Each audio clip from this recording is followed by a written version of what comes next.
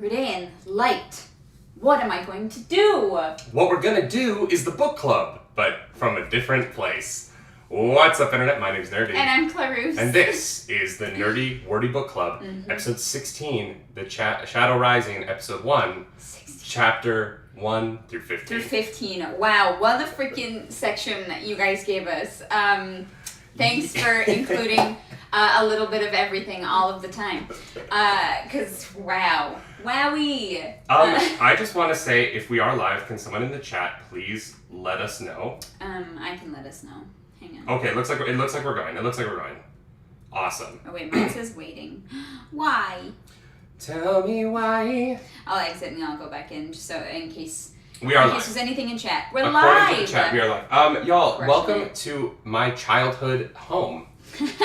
We are currently in Calgary. Next Thursday, I actually turn 30. Yeah. And so Calgary Fan Expo is this weekend. Yeah. And then next week is my birthday. So we are in the slightly different location. We don't have all of our usual gear. We don't have many sound panels. So if the audio is a little bit worse, we're so sorry. My mom's office is not built for streaming. It's okay. We can like move the microphone even a little bit if we want. But yeah, next Friday will be the day after Nerdy's birthday. Yeah. So if he's a little hungover, no judgment. The weather is cold, Toshiba. Yes. The weather It's is cold. Currently snowing. Thank you, Calgary, for being nothing if not consistently inconsistent. Spooters says that we need to switch places, but here's the problem. Okay, so the reason why we're in the place of error is her chair is higher, and my chair is lower, and I'm taller, and also she's closer to the mic, which helps the audio. Yeah, people don't like change when we swap spots. Right, because you usually sit on the left. sit on that side. Should we flip the video for them? That would be that would be weird. This is Brian Ellie says this is Nerdy Al Thor's Two Rivers. Yes. Yeah. Yes. Yeah. Well, this is our Two Rivers, I guess. Yeah, our Two Rivers. We're actually both from the same We're both hometown. from Calgary. This is just my house. Yeah. Mm-hmm. Yeah. Yeah. The Shadow Thanks for Rising. joining us. Chapter 1. Chapter 1. Wow, what a section. Happens. Yeah. What a dang section. What a time to be alive. So, chapter 1 has 4 points of view. Yeah. Yeah. You know what? Actually, before we get into chapter 1, how do you feel about the Shadow Rising so far compared to previous books, the starts of previous books? So they're definitely all in the same place. Mm-hmm. Yeah, you're gonna have to be on top of chat because I can't see it at all. Mm-hmm. They're definitely they're all in at least in one place, which is nice. But it is definitely, I think, the quickest start to any of the books. What's weird about these 15 chapters is they remind me very much structurally of book 1. Yeah? Yeah, because of the way that, like, it takes place in one place and all the characters are there. It actually kind of reminded me... And then there's a Trolloc attack. Yeah, well, but, like, structurally, it felt like, you know, obviously the attack from the miasma isn't quite like the Dark Rider showing up, but it kind of feels that way. And then, you know, the Trolloc attack, it was interesting. It almost felt like we were starting over from this point because we were echoing book 1 again. Yeah. And I liked that. I was like, oh, okay, we're moving on to something new. It's a new beginning. Yeah, which I thought was really cool. So chapter 1, we start with Min. She's made it to Tarvalon. Yeah. This, honestly, guys, we read so much. This feels like I read this weeks ago. Oh, yeah. I'm like, what even, like, that was last month, wasn't it? Like, it's so wild. And so Min has been, shows up to Tarvalon, and she's very demanding of Siuan's time, and she gives her full name, which is Elmendreda. Elmendreda? Yeah. Elmendreda. Yeah. It's like, wow, yeah, I understand why you shortened that. Yeah. Yeah. It's a mouthful. Elmendreda is too long. Yeah. And, like, I don't know, I feel like my name is, like, kind of long, and I wouldn't want it any longer. Yeah. You know what I mean? Yeah. So Elmendreda makes herself known, and Siuan is like, all right, get that girl in here. We gots to talk. And as Min is crossing the hallways of the White Tower, she starts seeing some stuff. She starts seeing some masks covered in blood. She starts seeing the omen of death. Yeah. She starts seeing the White Tower kind of surrounded by people who are going to die soon. And all on the same day. Which I don't know how she knows that. Her like power is intuitive. She's like, I don't know Mm-hmm. how I know these things, but when I feel like I know them, they happen. I'm like, well, that's nice. Yeah, absolutely. That's convenient. Yeah, and so what do you think that means? Or better yet, who do you think is going to attack the White Tower? Because I would have said the White Cloaks, except 2 points of view from now, Bornhold is in the Two Rivers. They're in the Two Rivers, yeah. We know that the Seanchan are still around because they're the next point, 3 points of view from now we get the Seanchan. Yeah, the Seanchan though are still so far away. Mm-hmm. My guess is the Seanchan, just because I'm pretty sure Min saw a collar on one of the Aes Sedai. Oh. So But that was that on one of the Aes Sedai who dies? I don't know. You know what I mean? Because like those events aren't necessarily related. It seemed like the way that this was written, everything was like going to happen on the same day. Like she was seeing like a certain day's events. So I'm gonna turn up the recording level for people. Maybe that'll help. Let me, Chad, keep letting me know if there's a problem with the audio. Yeah, guys, this is a totally new setup. Yeah. Let us know if there's any problems, please. Yeah, no, I agree with that. I think it'd be interesting if it was the Seanchan. I just don't know how the Seanchan get to Tarvalon. You know what I mean? Like it feels like when Siuan makes the comment about the White Tower being too far upriver for the Seanchan to just get there without them knowing. I understand that, right? Like it would be very odd if, unless there's like the waterways in which like they can like, you know, go through a cave and a beach and end up in the middle of Tarvalon. Yeah, I don't know either. Maybe the Seanchan are really good at finding North Harbor. I don't know. They seem a little uptight. I don't think that's their strong suit. I don't know. They like walk around nude. I feel like the Seanchan are pretty sexually liberated. You know, in some ways, and then, you know, collared up in others. Everyone just has the same kinks.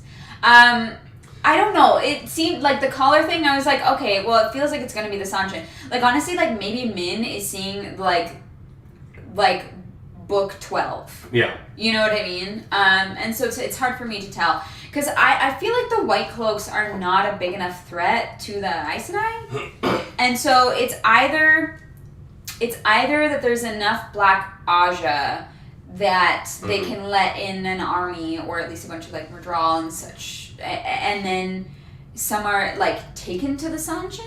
Well, but we've already seen the Black Aja get Grey Men into the White Tower. Yeah. And you know, we're later on we're going to talk about how the Forsaken gets a full army of Trollocs into the stone, and like to Rand's bedroom without him knowing, right? Yeah. Like the horn is sounded too late in that situation for them to really hold back that tide. Yeah, and he's lucky in a clean way. He's lucky he saw that Grey Man. He's lucky he has the ability to destroy everyone in a certain radius with lightning. Yeah. Yeah, that was. But we'll get to that. Min is like, all right. She goes to Swan. Leanne recognizes her and is like, "To see you, girl." And Min's like, I thought my sister was so good. Well, and also Gawyn. Yeah, Gawyn and Gawyn. Oh my god, Sarah. Gawyn. I think it's like Sarah. the most normal name. But the H is moved. Yeah, it's like, all right, that's fine. Yeah. Gawyn is like, oh, Min. It was like, oh, okay, no, oh. I like, I don't know. He seems like such a sweetheart. He doesn't know she's undercover though. Like, no, he's He's not being mean. He's like, hey, we're friends. No, he has no idea what's happening right now. I also love that she runs into Faile, and Faile is like, I don't know who you are, and she's like, Min's inner monologue is like, girl, we have met multiple times. Yeah, you conceited. Fine. Timothy Jubit, thank you so much. Super chat. First time watching live, love your work. This is my favorite book of all time. Thank you. This one is a lot of people's favorites, and so I can't wait. This section was large and in charge, but like it's.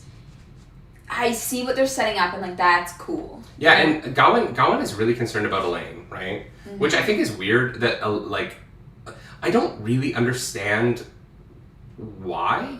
What do you mean? He says why. Yeah, but like he's literally like, before I could like walk, I had already sworn my life to protect Elayne's, basically. You know what I mean? Like, sure, but that's his job in life. If sending women to farms to be punished is like an Aes Sedai thing, Because it's actually, this isn't the first time we've heard this, right? Like, Moiraine brings up that there's a chance that she'll get sent to a farm to be punished, right? That's something we've heard as, like, a thing that the Aes Sedai do. Mm-hmm. It seems odd to me that that is such an unbelievable thing considering they were being punished.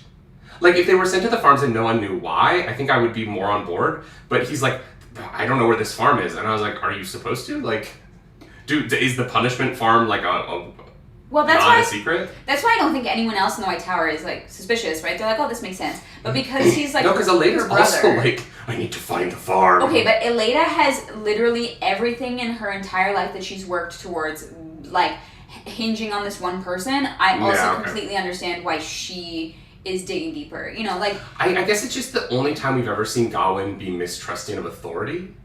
And so I think I was surprised... Yeah. Because I think that just Siuan has never really given him a reason not to trust her up until now. Yeah. And so I wasn't sure where this, like, sudden mistrust is coming from. It just seems out of character for him. I think if Galad had been the one to be more suspicious, I think I would have bought it more. Really, I don't know. To me, I'm like if I was Gawyn, I would be suspicious. Lightfriend says Gawyn would normally go with her everywhere, sort of like a warder. That makes sense. Yeah, like he has been separated from her when they like seem like they have done everything together since birth, basically. And him being kept in the dark in these things is probably really tough for him, especially because Elayne had just disappeared. Gunlicker says, you guys do remember that the farm story is not true, right? Yeah. Yes, we're not dumb. we're wondering why Gawyn is being so, like, suspicious of...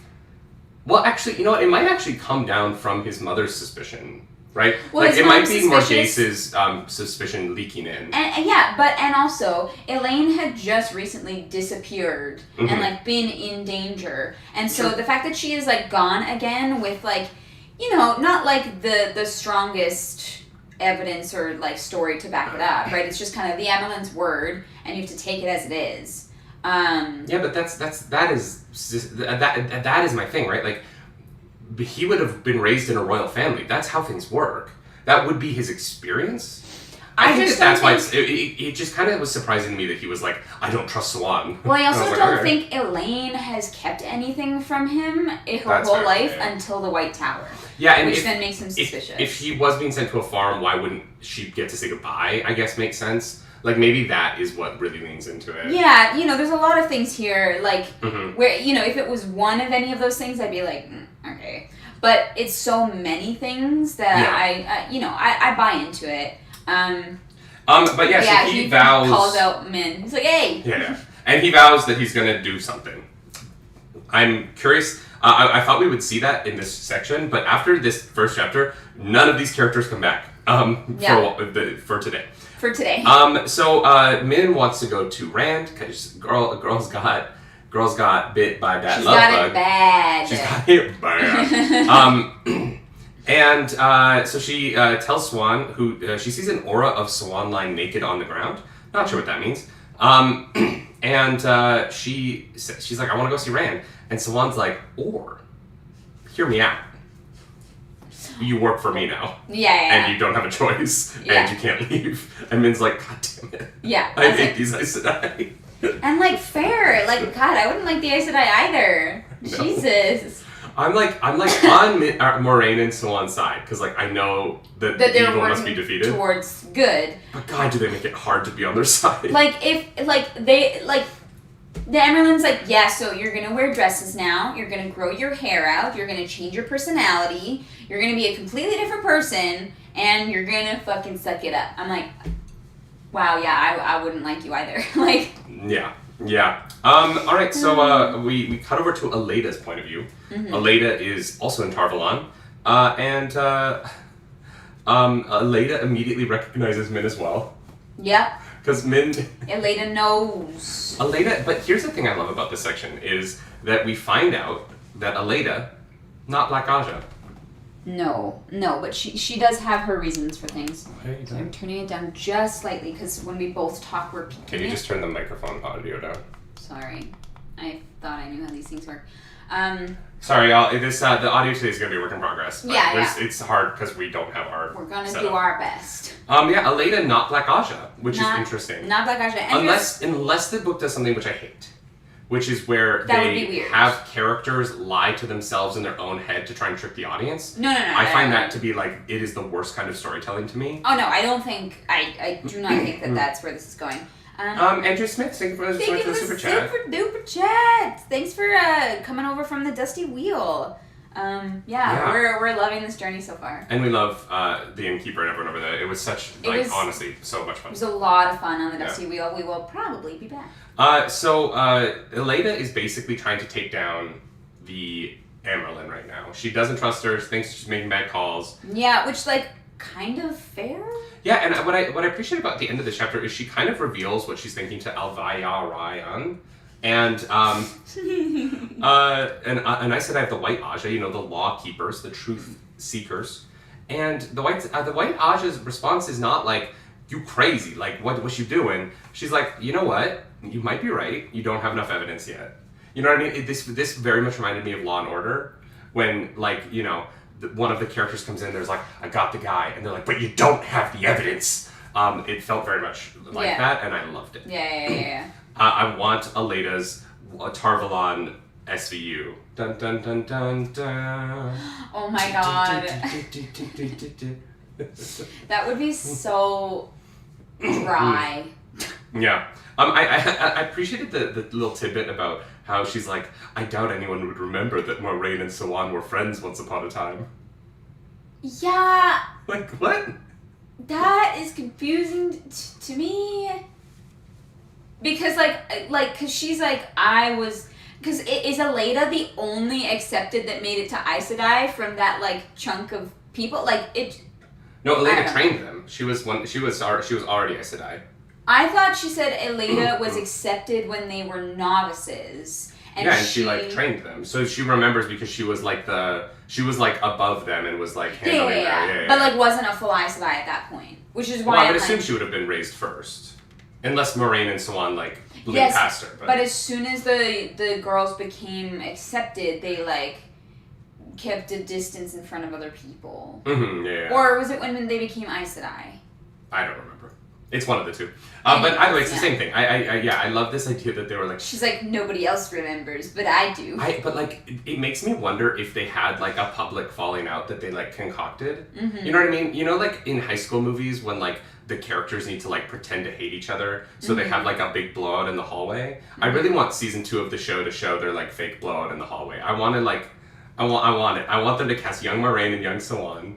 I would love that. And then we get young Elayne and young Liandrin watching the two of them hurl air at each other in the hallway to pretend to not be friends anymore.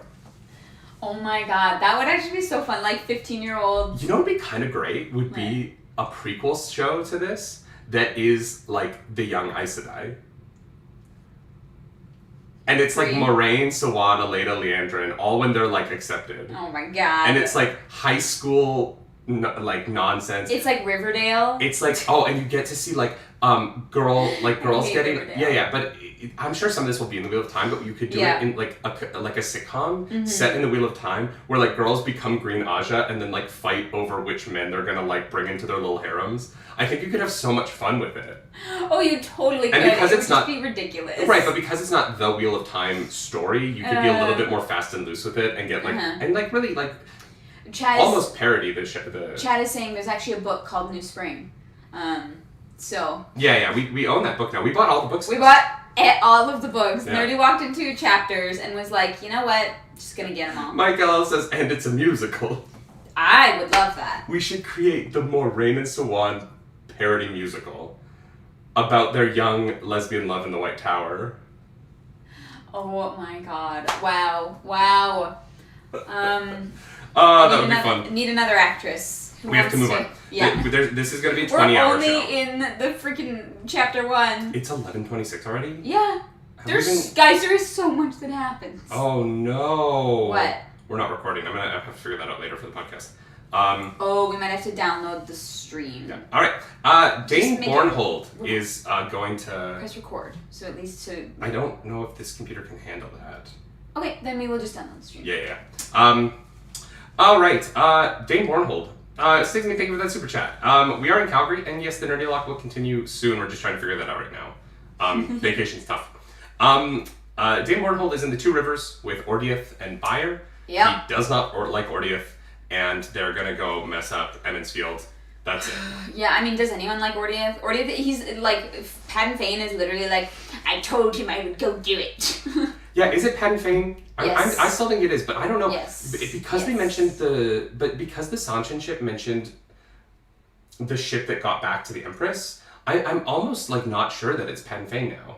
Because I think Padden Fane might have made it back to, because that was his goal, right? I am 100% positive that it is Padden Fane, because no one else would like mutter to themselves that they like promised they would go do this if Rand didn't show up. You know what I mean? Like, it really feels like a 50-50 to me right now. Alright. It's like 99-1 for me, but that's alright. I think there's like a chance that like maybe Padden Fane has been split into two personalities. But like physically? I don't know. But we do get the reveal that Ordeith means wormwood. Because he's Grima Wormtongue. No. We did get that in the previous book. Oh, but it was really? just at the very beginning and then never mentioned again. But yes, Right. it is, yeah. Do you think Ordeith is going to be mentioned in this book again? Or will this be another book where he's mentioned in the first chapter and never again? No, because we know Perrin is going to the Two Rivers. Right. So, yes, he will. But well, no, we know that Perrin wants to go to the Two Rivers. We don't whether know or what's not actually he going to happen. gets there, Yeah. that is another question. He wants to go sure. through the waves, so like anything can happen. Yeah. And then we go to Lady Suroth. She has taken hold of some islands. She's got naked people everywhere. Yeah, the Seanchan POV chapter was kind of cool. Obviously, I hate them so much. Like, the way that she just thinks about the other people around her, like, she just like, I shut out this conversation because it's not worthy of my brain power. I'm like, wow. Yeah.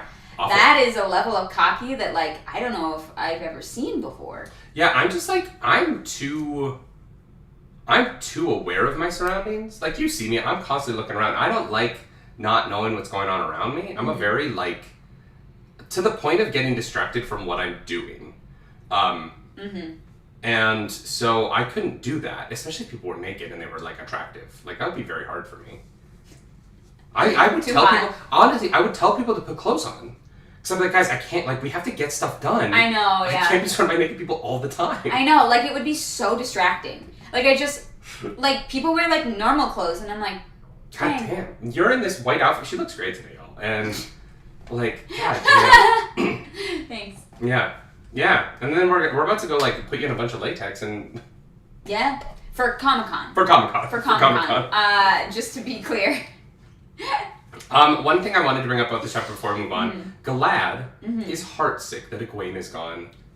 How cute. Yeah. I'm excited for them to finally go on a date and it just be and awful. Egwene is like, oh no, thank you. Next. Thank you, next. I can't wait for like the scene of Elayne and Egwene after the date where they sit down and Elaine's like, so, how was it? And Egwene's like, he's very pretty. Yeah. I think he's dumb. He might be. He very well might be. Methany, thank you for the super chat. In case you don't remember that lady, she's the one who got Egwene from Leandrin, yes. Hi, Lady Suroth is the Dark Friend. My Wi-Fi is... Nard. Dead. Not the Wi-Fi. Well, no, I'm on data. You're on data? Because I haven't been able to... No, do not stream the whole... Babe, you are going to run out of... chat. Then just do it on... No, stop. You cannot be on data for a 2.5-hour live stream. Sorry, chat, if you want to talk to me, you can't. Oh my god. Methany, thank you for the super chat. I just read that. Gotcha. Yeah. I'm sorry, there were two things happening at once. Alright. Thank you, Methany. Whispers in the pattern. Perrin and Faile, apparently just... They're a couple now. Kind of. But also kind of not. Well... The relationship drama of Perrin and Faile is... It's wild. like the OC or something like that. Yeah. Rock Mage, we don't know the Wi-Fi password. So my devices are just connected from the last time we were here. We can't, My phone is not connected. we don't know what the Wi-Fi password is. And my brother isn't awake yet, so we can't ask him. Yeah. Don't worry about it. Because my parents don't know either. Yeah, it's fine. So Perrin and Faile are just chilling. Yeah. Faile is like, putting on the like, ask me to stay, and Perrin's like, if you want to go, go. And she's like, no, but I want you to ask me to stay. And he's like, if you want to stay, stay. And she's like, no, but I need you to ask me. And he's like, I'm not going to ask you because your life is in danger and I love you. God. And I was like, oh my God, this Victorian romance. Definitely feels a little dated, that's for sure. No, this still happens. I've had this exact conversation, and this is always, to me, this is always the precursor to a breakup. Yeah. I have always broken up with a girl after this conversation because I've realized that, like, it was nicer than playing this game, but this game is still played. This is not something that humans stop doing. Alright, fair enough. Ugh, people. No. Yeah, I mean, that's basically what it is, though. The whole Perrin and Faile thing throughout this just felt like a weird romance drama from, like, somewhere else. Like, you know what I mean? Like, Really? I loved it. Really? Oh, God. The Perrin and Faile stuff, because I love Perrin, book Perrin to me is maybe my favorite character. He's great. I love him so much, and I empathize with him here. Like, I too would be in the position of, like, you have to go. Like, and I've been in this position, not in the exact same way, but, like, I can really relate to what's going on with him, where, like, I've broken up with girls because I've been like, look, like, I love you. Like, I want to be with you, but you and I don't want the same thing, right? Like, you want kids and I don't want kids. And even though right now things are good, I don't want to waste your time knowing that long term there isn't a relationship here. Yeah. And obviously that is not to the same level as the Dark One is hunting me and is going to murder you. Like, it is clearly a different thing, right? Mm-hmm. But at the same time, like, I've been in parents' shoes and been like, had to have that conversation where I'm like, look, like, it's not that I don't love you. It's not that I'm, like, unhappy. It's that the long term of this is going to hurt you more. Mm-hmm. And so I need to cut this off now. And obviously it's very different in some ways, but emotionally I feel like it's very similar. And so I relate to Perrin a lot here, and I think that he's doing his best. He just doesn't have the tools to, like, communicate properly with her. Yeah, I will agree with that. Especially when his axe comes to life and starts trying to murder him mid-conversation. Yeah, you know, that's a tough thing to deal with. I'm surprised Faile was like, yeah, no, I'm out. It's like, that axe, that's too much for me. That's the line. No, she wants to stay in the room, and he, like, literally has to, like, fight the axe and push her out at the same time. I'm like, come on. Yeah, he's like, I couldn't have done what I did to, like, stop it if you had been there. Chad is saying that Faile is 14? What? No. Oh, I don't like that. Never mind, I take it back. No, she's not. Like, there's no mention of age at this point. So. I don't think there's a mention of age, yeah. Mm. Chad's saying that she was written to be 14, but then he aged her up later. No, she's 18. She's 18. She's 18. You know what, Chat? Here's what we're going to say. She's 18. She's 18. It doesn't matter. I don't care. Or, when I was reading Game of Thrones, I told myself that years meant different things in Westeros than in our world, and that Missandei was, that every year in Game of Thrones was 2 years in our world, so Missandei was 18. Good call, yeah. Because I had to headcanon it because I was like, wait, Daenerys and Missandei are 14 and 9? And they're, no, they're 18 and 28. Yep, no, we're just going with that. Everyone is of age. Yeah, everyone's 18. Yeah. I also just... Much like fanfiction.net, everyone in this sex scene is 18 or older. Yeah. Mm-hmm. Everyone in this chat, 18 plus. Yes. Oh, okay. Wow. Like so Perrin beats up his own axe until it just kind of stops fighting him. Yeah, I think I cannot wait for this scene in the show.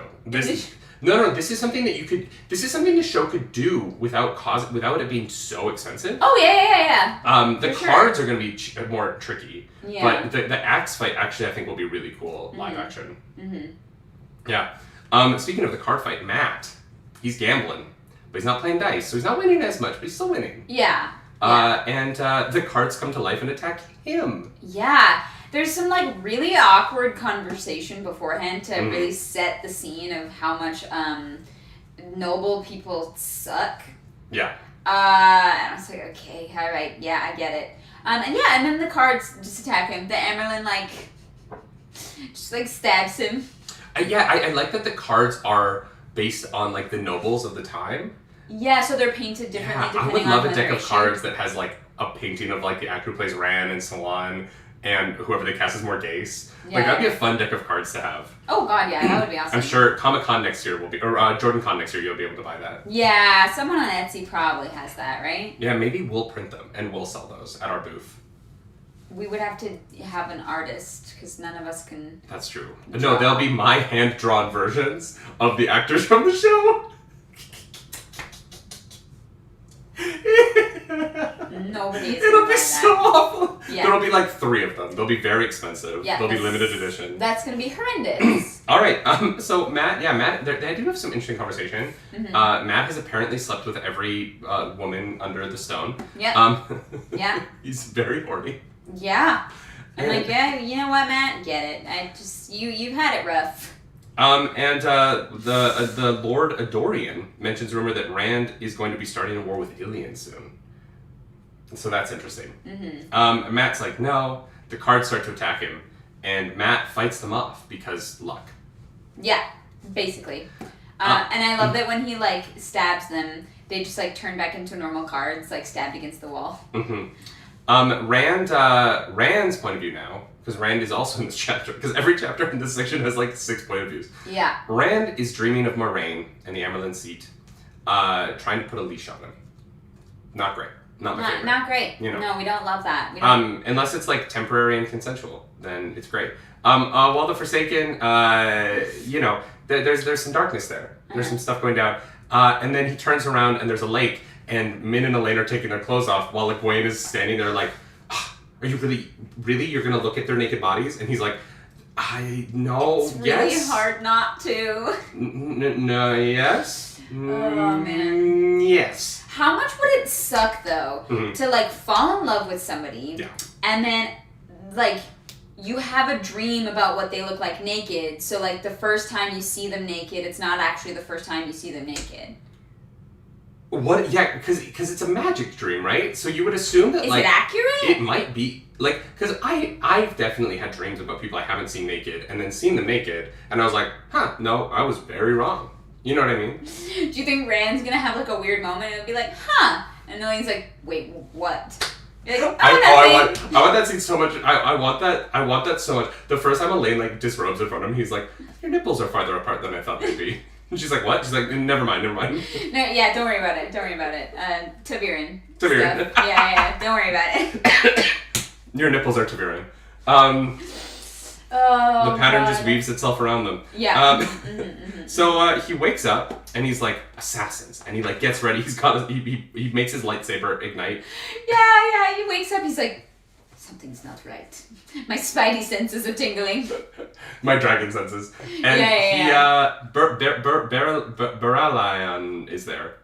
Elayne. Oh, you know we're in Calgary now. We're saying Berlane's in there. Yeah. Berlaine is there in a little silk number. I mean, yeah, she's... No. Yeah, basically like, hey, let's fuck. And Rand is like, excuse me? I feel like this is the... Maidens sounds like the Rand Land version of OnlyFans.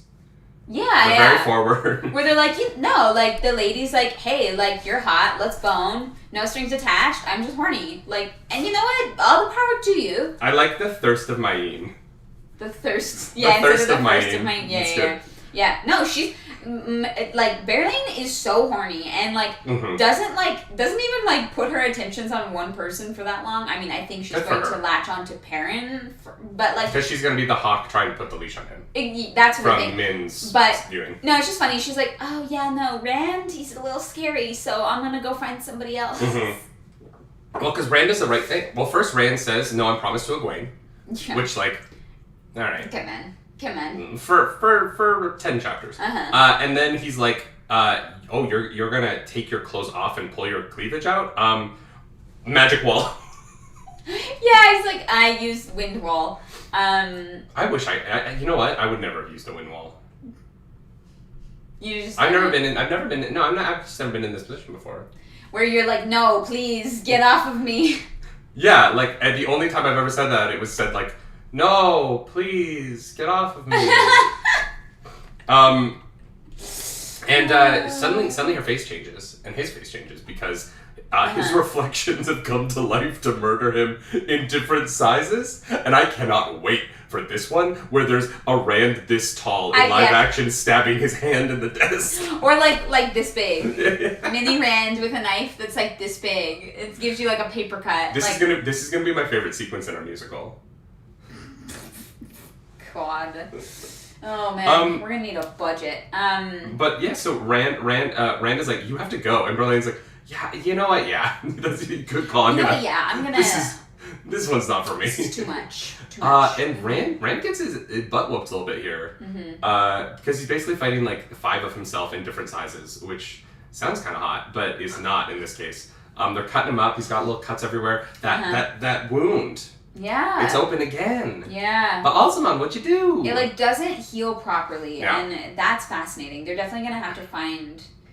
I feel like it's gonna be healed in the Aiel waste. Yeah. I think. Yeah. It's Ooh, like heal the night. That's smart. I like that. Well, it reminds me very much of Aragon, and I know Aragon came after, right? But Aragon has this like crippling wound. That has to be healed for him to be able to like carry on with his like destiny or whatever you want to call it. That's like the entirety of the 3rd book, right? No, 3rd book he is healed. The Agate Bloodrin is in book 2. Okay. It's like 2/3 of the way through, and then that last third when he's like got all the power is so dope. I love that scene so I love much. when the music kicked in for that, and it's like, I got the power! I love that. Woo! And I think it's gonna be like it's not quite as big of a scale as what they do in Aragon for sure. But that moment is gonna be such a relief, I think, for Rand. Because I think that he's wound, literally in pain. Well, yeah, like it's always there. It's like a constant thing, and then having that relief, it's gonna be a nice thing. So I think that's gonna happen in the Aiel Waste, or it may not happen until like book 9. Who knows? What? Dana says Rand has so many mirrors for a virgin. To be fair, it's not like his room. Like it was someone's room before him. Do you think he's still a virgin at the end of this section? Yeah. Okay. Yeah. They steal kisses, so I don't know. No, I don't think Rand and Elayne. No, Matt is not. No. Perrin is not. No, they have to have slept together. There's no way. No, Perrin has not. You don't think? No. Faile and Perrin. They've not gone. No, Perrin is too about everything. Perrin's the kind of guy where like once he does sleep with Faile, that's it. It's done. There's no other. You know what I mean? I guess you just think like he knows he's going off to die. You'd think he'd like. Yeah, but no. He doesn't. But he doesn't want her. Yeah, to he doesn't want to pull her further in. Fair enough. Yeah. No, it's a yeah. Fair enough. I don't think Rand has either. Although I am curious which of the 3 Rand will sleep with first. Because I'm assuming he'll sleep with all 3 of them by the end of the series. Rand, yeah. I'm assuming he like will, share a cuddle with all 3 of them by the end of the series. A cuddle. Yeah. Yeah. I wonder what's gonna be first. You know who's definitely not a virgin? Thom Merrilyn. No. He's only in one chapter of this whole section, and he gets around. Yeah, I'm like, Thom, you do your thing. All right. So Rand ends. He's fought. He's sitting on the bed, and he's like, I'm just gonna sit here and bleed for a bit. Literally, yeah. He's like, I'm just gonna hang out for a moment. He's so dramatic. He's like, I'm gonna bleed for a bit. Don't worry about me. Yeah. So, and luckily Perrin comes in because he's like, I'm pretty sure you would have bled to death if I hadn't like stopped this wound. So we get to the next chapter. Moiraine, Perrin shows up outside with Faile, and they see Lord Torian, who seems like a not good dude. Yeah, not good dude. Good dude. Where I'm putting my money. He's outside of Rand's room, like, watching with 2 guards, and the guards, like, pull their swords out a little bit when Perrin and Faile come up, which is a little weird. And then Perrin is a total ass to him, and I'm like, yes, Perrin. Yeah. Show you your tell strength. him. You freaking tell him. And Faile's like, you don't have to be a dick about it. Nah, you kind of do. No, I know that. I don't agree with Faile at all. I'm like, yeah. Faile, that guy's evil. Yeah, that guy sucks. Like, he's being so sus. He's so sneaky. Well, and then, so what's interesting about the Faile-Perrin relationship to me is then Berlaine walks by, and Perrin smells fear on her, right? And so he's like, she's scared. And Faile's like, take a picture to last longer, And Yeah. and at this point I was like, oh, Perrin hasn't told her he's a wolf brother. No. Which I'm like, oh. I would have assumed that they would have had that conversation when Faile woke up in the dream world and Perrin came in with a wolf and saved her. Like, I'm surprised that he's still hiding that from her, considering what they've been through together. Or that he's, like, able to hide it from her. Yeah, like, I was a little shocked that she was not aware of his wolf brotherness. Yeah. And that's another reason why I don't think they've slept together, is I don't think that he could... He seems like the kind of guy who wouldn't be able to sleep with her if he's not being fully honest with her. Yeah. You know what I think mean? that's fair, yeah. Wheel of Time, no one ever has a conversation with anyone. Oh, God. Yeah, I was really surprised that it took me back for a moment. I was like, oh, it's weird that he hadn't told her. Yeah, I just assumed that he would have, but he has not. It's very interesting. Perrin's nose powers are the worst thing to happen to their relationship. Oh my god. Can you move the laptop in a little bit? Is that possible? Sure. Alright. I will try. I'm sorry, I just can't really see chat. I just have everything plugged into it, so let's just risk the stream. Hey, risk it for the biscuit. Thank you. There we go. That's a little bit better. Yeah, so Perrin comes in and presses the wound and is like, get Moiraine in here stat. The Aiel come in and they're like, oh.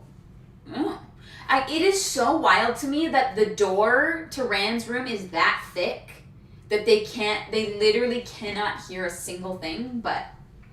I disagree though. Like, I understand why a king would want that. Sure. So that he can't be... Because here's the thing, soundproofing isn't it's unidirectional. And so, in order for him to not be heard in his room and be able to keep his secrets, that is the cost, right? Of that. Yeah. I think that a better, or not a better, but a more, like, established and, like, knowing king would have set up a better system for someone in his antechamber to be listening for him at all times. And Rand doesn't seem to trust anyone or, like, really want to lean on people in that way. No, Marco brings up an interesting point. Imagine your partner just knowing everything you feel even when you don't say a thing. Here's the thing about that, Marco. True, yes, Perrin can smell what she's feeling. But it's not helpful if the man is so obtuse that he doesn't understand any of it. Oh, God. It's like, this doesn't make sense to me. Like, reading... I love Perrin so much. You guys know, I love this character. But reading his chapters makes me feel like a very emotionally evolved man. Because I am like, Perrin, it's not that hard. Yeah.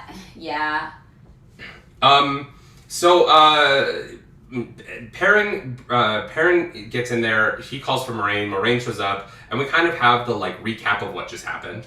Everyone finds out about everyone else. Everyone's a little bit worried about Matt, but Lan says that he saw him, so they know that he's alive. He's okay. And Rand is like, it must have been a Forsaken, and Perrin's like, it must have been Rand. And Moiraine is like, I think that it's bubbles on a lake. I know, I was like, what the hell is this metaphor? I'm sorry. Like... I also, like, I thought I knew what the word miasma meant.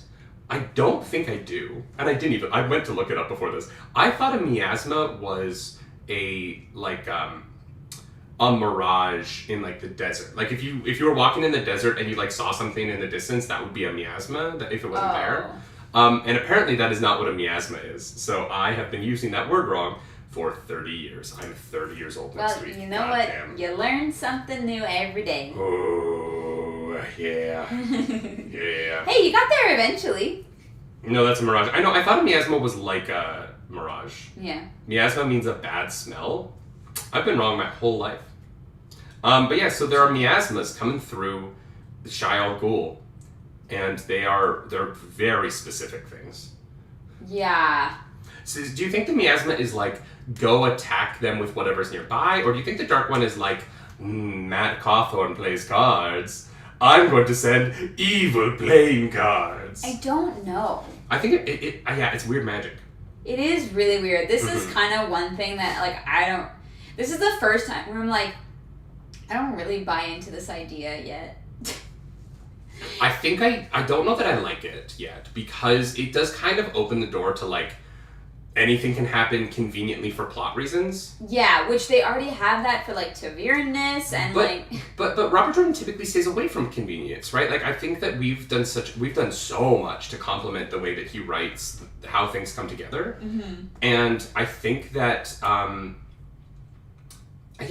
this is the first time where I was like, oh, you've written in a way for you to just have action whenever you want. Yeah. That isn't related to any character's decisions. Yeah, and, like, why does it always have to be negative and, like, violent? Because it's from the Dark One. The Dark One's not going to send kisses. This isn't No. like Twitch chat playing crowd control. They're not going to, like, send you a potion. No. I just mean, like, if it was, like, for example, like a wild magic surge, there are also, like, not detrimental things that can happen. Light Blinded Fool wrote, "Fart bubbles of evil released from the taint." Yeah, that's basic. Yeah. You're not wrong. Yeah. Yeah. Okay, so it's a taint fart. I love that for us. And Rand sends away everyone except Bane and Chiad. Yeah. To wash him, who are going to stay and wash him. And one of them is like, "I washed my brothers, don't you worry." I know. It's like, oh my god. All right. Cool. Great. I love that. Rand's like, I hurt too much to do anything right now. I do love, I think it's Bane who's like, "We'll leave if you can stand up." And he's like, "Well, you got me." Touche. Alright, you got me. Yeah. So Matt, meanwhile, is having a conversation of his own. He goes to see Thom, and we get Thom's perspective here, which is fun. We don't get a lot of Thom perspective in these books. And Thom has been playing the game of houses, and he's trying to get one lord to think that another lord is sleeping with his wife. Yeah, I'm like, Thom, what's she doing? It's like writing a casual letter to just, like, ruin people's marriages. Well, and I was confused. It took me a second to understand what was going on, because at first I was like, oh, Thom is sleeping with a High Lord's wife and is trying to warn her about it. And I didn't understand that he was being deceitful. I thought he was just sleeping around, and I was like, good on you, Thom. No. You go break up that relationship, you devil. I'm kidding. I don't support that kind of behavior. As a married man, don't support that kind of behavior. But no, once I got what he was doing, I was like, Thom. Yeah. I think Thom is the lady who protested too much here. You know what I mean? He's like, because when we meet him in Perrin, he's like, the game of houses is awful, it's terrible, don't ever play the game of houses, but he loves it. Because there's no reason for him to be doing it here. Yeah. But I think that he gets off on it a little bit. Especially when, like, the people suck. You know what I mean? Like, I think that Thom takes it upon himself to judge people's character and will, like, fuck with you if you're a shitty person. Yeah. That is the vibe that I get. I mean, he straight up murdered the king. Mm-hmm. So I don't think that that's very far off. So Matt shows up and Thom is like, 1 second, I'm putting on a shirt. Oh my god, don't come in. I'm naked. Yeah. And so Matt comes in and he's like, all right, what's going on, dude? And Matt's like, I'm leaving. And Tom's like, yeah, sure you are, dude. Yeah, all right. You said that yesterday and the day before. And the day before that. Why do you think Thom is bought so far in on his Ta'Veren-ness? On Matt's Ta'Veren-ness? I think it's impossible to ignore. Thom has literally seen him, like, gamble like no other. He was on the ship when Matt killed the Grey Men, and, like, with the staff and with the Illuminator with the fireworks. Like, there is too much that happens. Yeah, it's true. For it to not be true. And Thom is not dumb. So I think he's like, okay, yeah, I see it. Yeah, no, that's fair. I think you're right there. I was just surprised. Thom has a very interesting point of view of thinking that Matt and Rand and Perrin have to keep doing the Ta'Veren stuff, but also not wanting them to be involved with the Aes Sedai. Yeah. And it doesn't seem really possible that those things could be separated. Yeah. And yet Thom has a point of view that seems like he is a little bit like hiding the truth from himself. A little bit. Not fully, like, he's very intelligent, but, like, there is an aspect of what it will take for the Ta'Veren to stay on their path is going to put them in a little bit of a path with the Aes Sedai times, and Thom seems to think that he can get them away from the Aes Sedai but keep them on their Ta'Veren path, and I don't know that he's being honest with himself about that fully. Yeah, for sure. Which is why I think he's such a fascinating character. Yeah, because that's informed from his, like, backstory that we know of, which is very, very cool. I really love how Thom's written, and I hope that we get a couple more Thom POV snippets in this book for sure. Yeah, he kind of disappears for the rest of this. Him and the other one is Loyal. Loyal Loyal's isn't not in even this at mentioned all. until... No, he is. No, but he's not mentioned until Perrin is like, I'm gonna go talk to Loyal. And yeah. I read that and I was like, oh yeah, everyone forgot about Loyal. Loyal's just chilling. Yeah, he's like, there's a big library. Well, there's a big library. They like kind of... Perrin mentions offhand, like, he's like worried about that his mom knows where he is.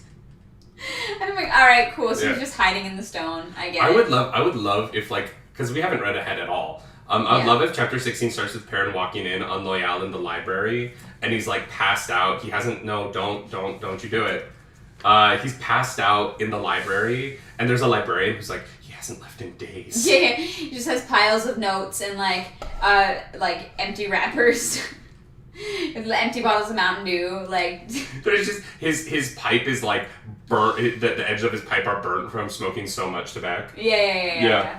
Thom manages to convince Matt to stay till morning, and then Matt's like, "All right," and then Tom's like, "You're good. You're gonna stay." And then Matt stays. Surprise. Yeah, well, that was less than 10 minutes for that chapter. We're doing good. We're gonna. We gotta go to Comic-Con today, so we like can't be here all day. Yeah, it's true. I could spend probably 12 hours talking about this section. About this section, y'all. You gave us. Yeah. The what? Why is this section 15 chapters and the 5th week of this 8 chapters? What happened in that spoiler chat in our Discord? So much. Join our Discord. It's really fun. Join our Discord. It's probably fun. We can't go into the spoiler room. Yeah, we can't go in the spoiler room. Space Suit, thank you so much for the super Space chat. Suit. The purpose of the bubbles of evil is to realize the consequences of the Dark One breaking free. Oh, like if this is what happens when he has like no control really over it, then. Yeah, no, I agree with that. It as a plot, as a device, it's just a little bit. It's just a little convenient. That's all. It's just not tied to anyone's actions. It's just like things are gonna happen. That's weird. Okay. Like, I think it would be more interesting to me if it was like, Samael is doing this somehow and we have to go stop him. But like, until the end of the final battle, the Dark One can just do random shit whenever is like, okay, I mean, cool. Yeah. It's less impactful because it's not an active choice that a character is making, in my opinion. Yeah. As opposed to like the Trolloc fight later, which I think is like really interesting because who did it? Why, like there's all these mysteries to it. Whereas the mystery of the miasma is, the Dark One farted. And so your mirrors attacked you. And you're like, it's weird. Okay, thanks. That's weird. Yeah. Also, I love that the Dark One's farts are more dangerous than an army of Trollocs. I mean, yeah, he's the Dark One. That's going to be a shirt. He's the Dark Great One's farts are more dangerous than an army of Trollocs. It's a long shirt. It's a long shirt. Yeah. No, but it's going to be an extra long for my tall height. So that I don't have that problem more when I like stretch. You see my belly. So the girls, we finally catch up with Gawyn. Yeah. And Elayne. And Nynaeve. And Avienda?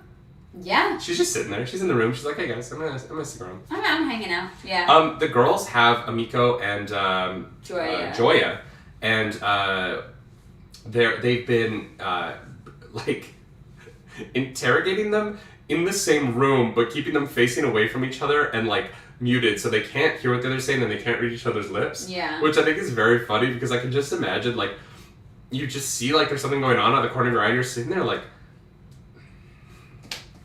really cool. I'm just gonna sit here or stand. So they basically have 2 stories that are being told, right? Mm-hmm. One is that Tanchico is where they need to go next because there is something there that is very important. Apparently that is very dangerous to Rand. Yeah. So, I mean, if it's true, that's the thing. We don't know if any of this is true, obviously. And the other one I love. I think this is such a cool idea. That the Leandrin wants to go and get Mazrim Taim, the Saldean false dragon. Yeah.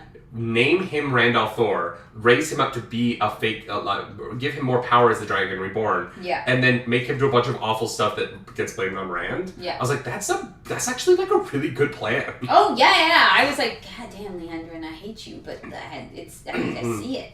Yeah, I was really into the idea of that. I think it's cool, and I kind of hope we see some of that play out. I think it would be fun to watch Rand have to like deal with his own madness while trying to rehab his image. You know what I mean? Like he hires like a PR team. Public image? Oh my god. He starts doing TikTok dances that are like super innocent. Yeah. Oh my god, I hate that. But Gawyn and Nynaeve are not on the same page about this at all, because when have they ever been? They basically hate each other at this point. I think that they're going to go separate directions and come back to one another and realize that they were being dumb. Because even Gawyn knows she's being dumb about it sometimes, but she just can't help herself. I'm like, all right, fine. I was kind of surprised in this section that they weren't both stilled. Really? Yeah, like, why keep her shielded? Why not just still her? Well, because they're not the ones to pass judgment. Yeah, but they already stilled the other one. They could have just said it happened the same way twice. That would be weird. It was an accident, wasn't it? It wasn't an accident. Gawyn didn't know she was stilling the woman. Yeah. Yeah, but it wasn't an accident. She very intentionally did it. She just was unaware that it was what it was. That's what an accident is. No. Yeah, she did something that had consequences that she had no idea of. Okay, sure. But, like, if you, like, shoot someone, but you don't intend to kill them, but they die, you didn't accidentally kill them. But shooting someone you know is deadly, she didn't know that what she was doing could result in her being stilled. Okay, fair. Yeah. Like, she just, like... Yeah, she was No, defending... I think that she tried to tie off her power. I think, like, her intention was to tie off her power, and she did that. I don't think it was an accident. No, but she didn't know that would still her. She thought she was, like, shielding her and, like, just preventing her from being able to... I think that if you intend to do something and you do it... But permanently. But you get the time frame of it wrong. You didn't do it accidentally. It accidentally ended up going longer than you wanted, but she still did what she intended to do. But she intended to, like, shield her, not to still her, which are two different things. Okay. Like, I get what you're saying. It's tough to call it an accident when it was an intentional choice that she made to do a thing, and she was successful at doing it. Yeah, she just did it in a way that she didn't mean to. Yeah. Yeah. I mean, it's just, like, semantics at that point. Yeah, I guess people still call them car accidents when someone intentionally runs into someone, but it's like, it's not an accident. You intended to do I'm that. just saying that, like, they don't believe that they have the authority to still the other one. What? Mega KYX says, note to self, don't hire Nerdy as my lawyer. Hi. My name's Nerdy Knightley. Have you been in an accident recently? Don't hire me. I don't know anything about the law. Yeah, but I'm very charismatic and people will listen.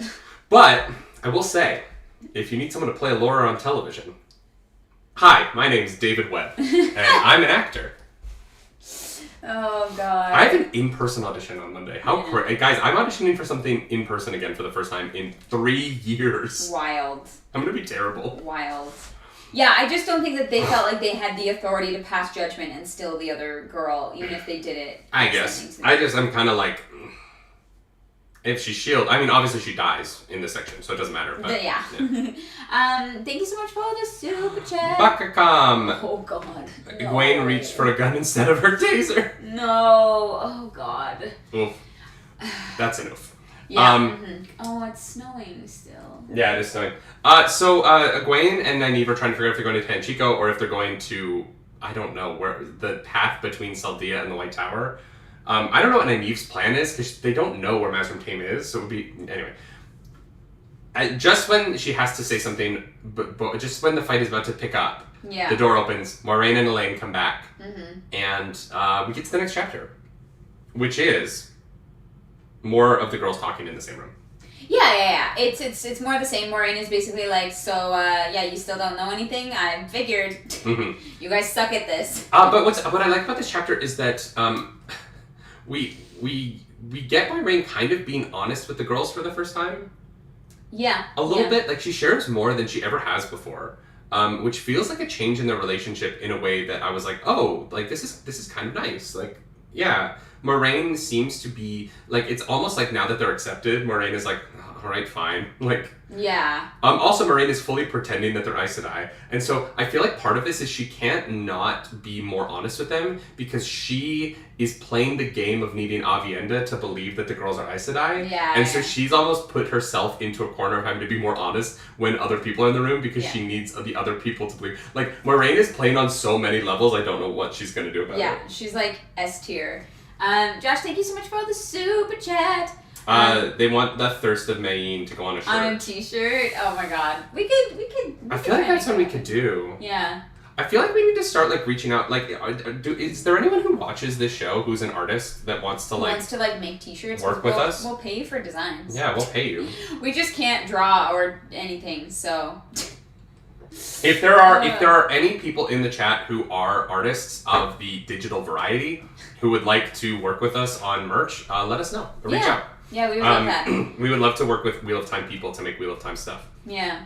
But yeah, it was very interesting in this chapter because Moiraine reveals something about like that she'd been in love basically, but that she knew who she was gonna marry. But don't worry, it's not Lan.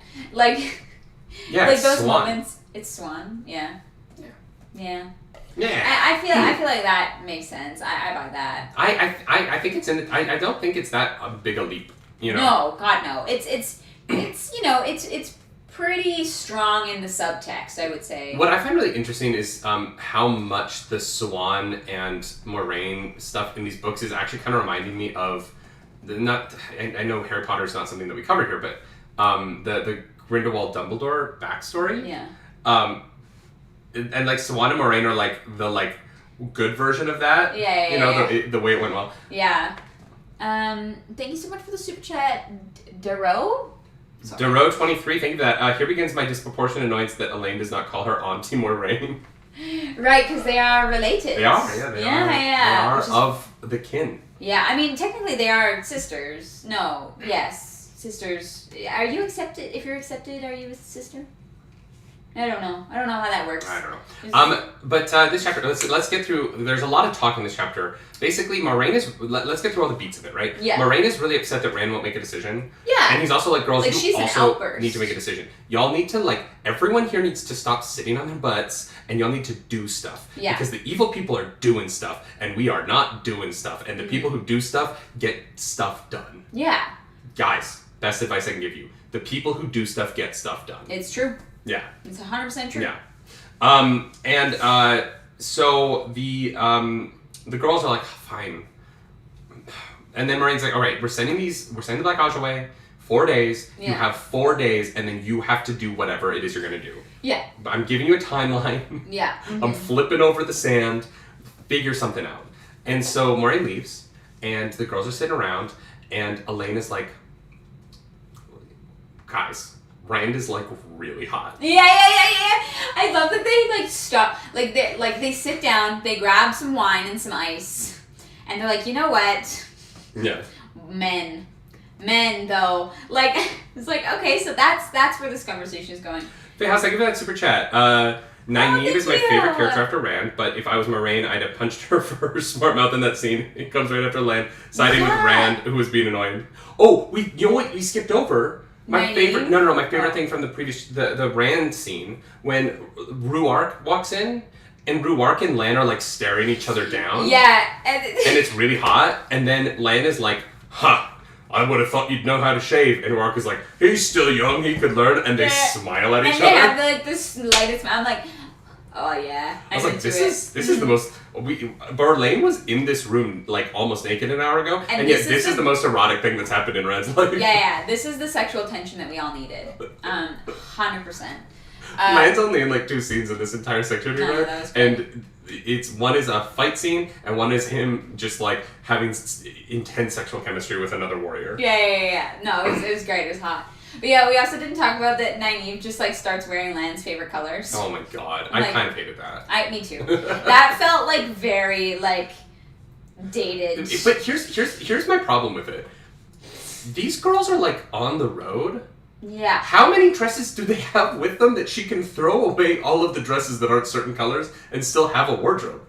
I don't know. I mean, technically like, why do they have so many clothes with them? I'm sure they have people like making them clothes right now while they're in the stone, but like still, like I was like, it's a lot of effort. I don't know. It just seems like a very like rich person thing. They have so many different. There's so much conversation about them getting rid of and acquiring new clothing that it's like Shein exists in this world. Shein, they do like Shein hauls. Yeah.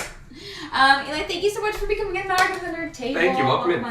On in. So we get the end of this chapter where Gawyn and Elayne are like, all right, here's what we're gonna do. I'm gonna break up with him, and then you're immediately gonna jump so that nobody else can, and you're gonna get your claws in. Yeah. They literally like plan it out. It's great. And I the one thing that I do love so much is Gawyn and Elayne's relationship. Mm-hmm. That is so wholesome and beautiful. And yes, nice. Like it just makes me happy. Like Yeah. I love reading it.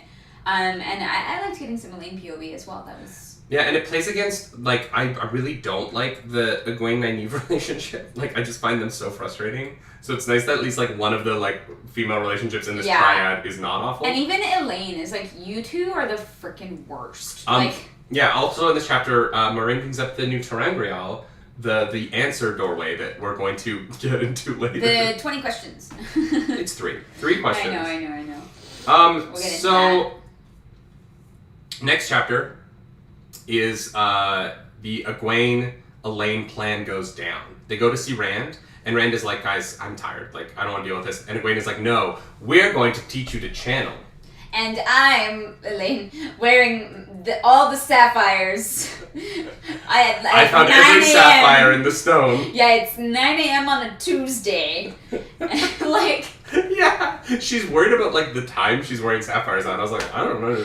Alright, okay. you're the daughter heir. I think you can do what you want, but alright, sure. She's like, I think, does Rand like blue?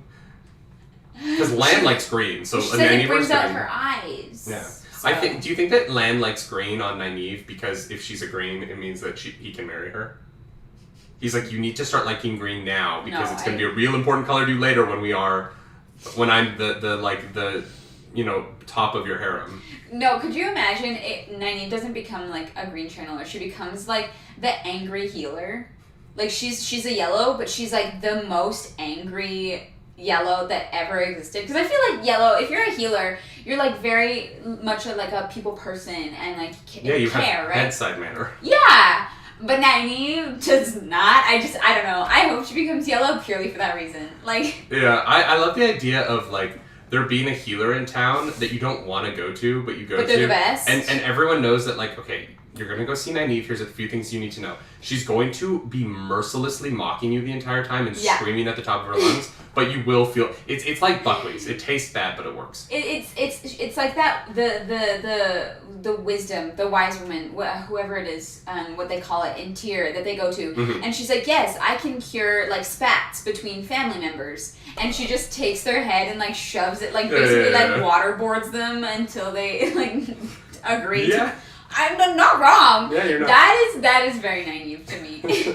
So they try and teach Rand, and Rand, it doesn't work. Well, they learn a lot, which I think is cool. They do ultimately like fail, but they learn a lot of information that I honestly think Gawyn is going to be able to puzzle through and actually make progress. Yeah, the most interesting part of this is definitely when Gawyn's like, "How did you get rid of the fire?" And he's like, "Oh, I moved the heat into the stone." Yeah. And she's like, "You can't do that. You'll burn yourself. That's a really bad idea." That's a really bad idea. Oh my god. Nynaeve got burnt that way, and you can't. And she's like, "Wow, I guess that's the difference." And I was like, "Is it? Yeah. Or have you just not tried moving it into stone before?" Yeah. Like, if you move it into a person, you're gonna burn them. Yeah, they can't move it into people, but it's like, can you move it from yourself to a thing, or can you move it directly to the thing? Mm-hmm. That is like question mark. That is like question mark. Well, that's, I don't know. But yeah, so they learn a lot. Gawyn is like, do something with the power, and so he... Do something? Okay. Do something? You want me to do something? Yeah. So he picks them up off the ground and shields them. Which is much more aggressive than it was necessary. But Rand is a soft boy who he's got some big emotions. Yeah, he ruins his weird statue. He lights his bed on fire. Yeah, the feathers fly, the table dances. He's like, I think with the Majine, I think it is. I think one mattress a day might be above what they can come up with. Yeah. I was like, oh, you know what? Yeah, mattresses would be so expensive. Especially because he's got a California king. You know what I mean?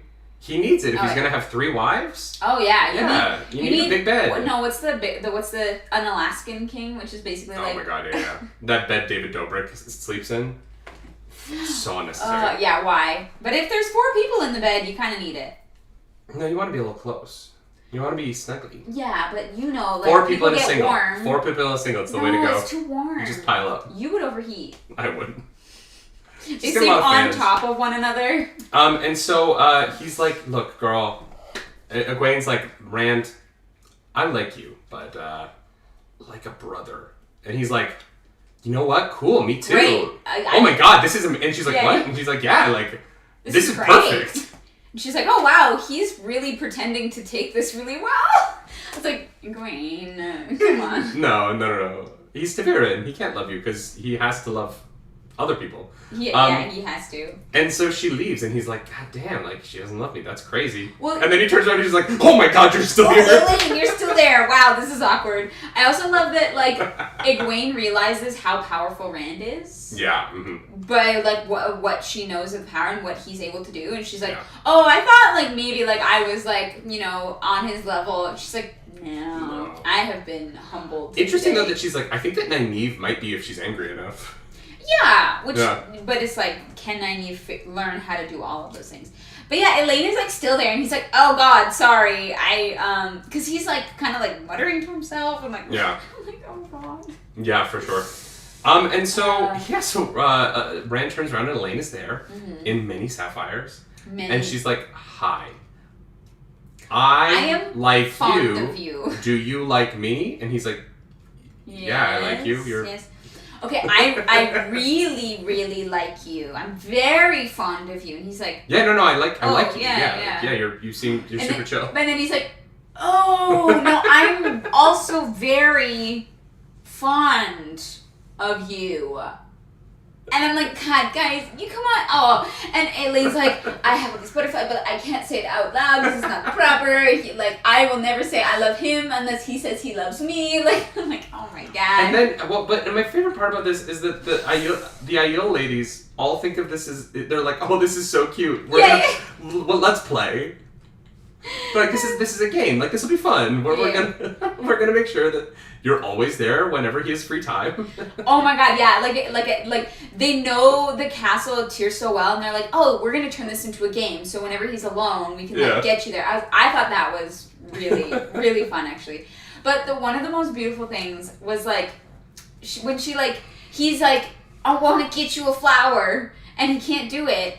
But she, like, scoops up the feathers, and she's like, how can I tell him that I want these because he wanted them to be a flower for me? That was so sweet. Well, just how patient she is with him, like, not being able to channel in that moment. Yeah. Like, it's why Elayne is kind of perfect for him, right? Like, I love Elayne so much, yeah. And the one thing I wish is that we had gotten her POV before it was about Rand. Like, I wish we had Elaine's POV. And she says she knew she loved him from the moment he, like, fell into their garden. You know what I mean? But I wish we had her POV without Rand there, because... Well, I had said that I wanted that in The Great Hunt, right? Like, at the end of that book. Yeah. That is, like, the one thing that I wish. But I do love... I love their interactions. I think that they're great for one another. And, like... It was just so sweet. I liked it a lot. Like, you should like this video.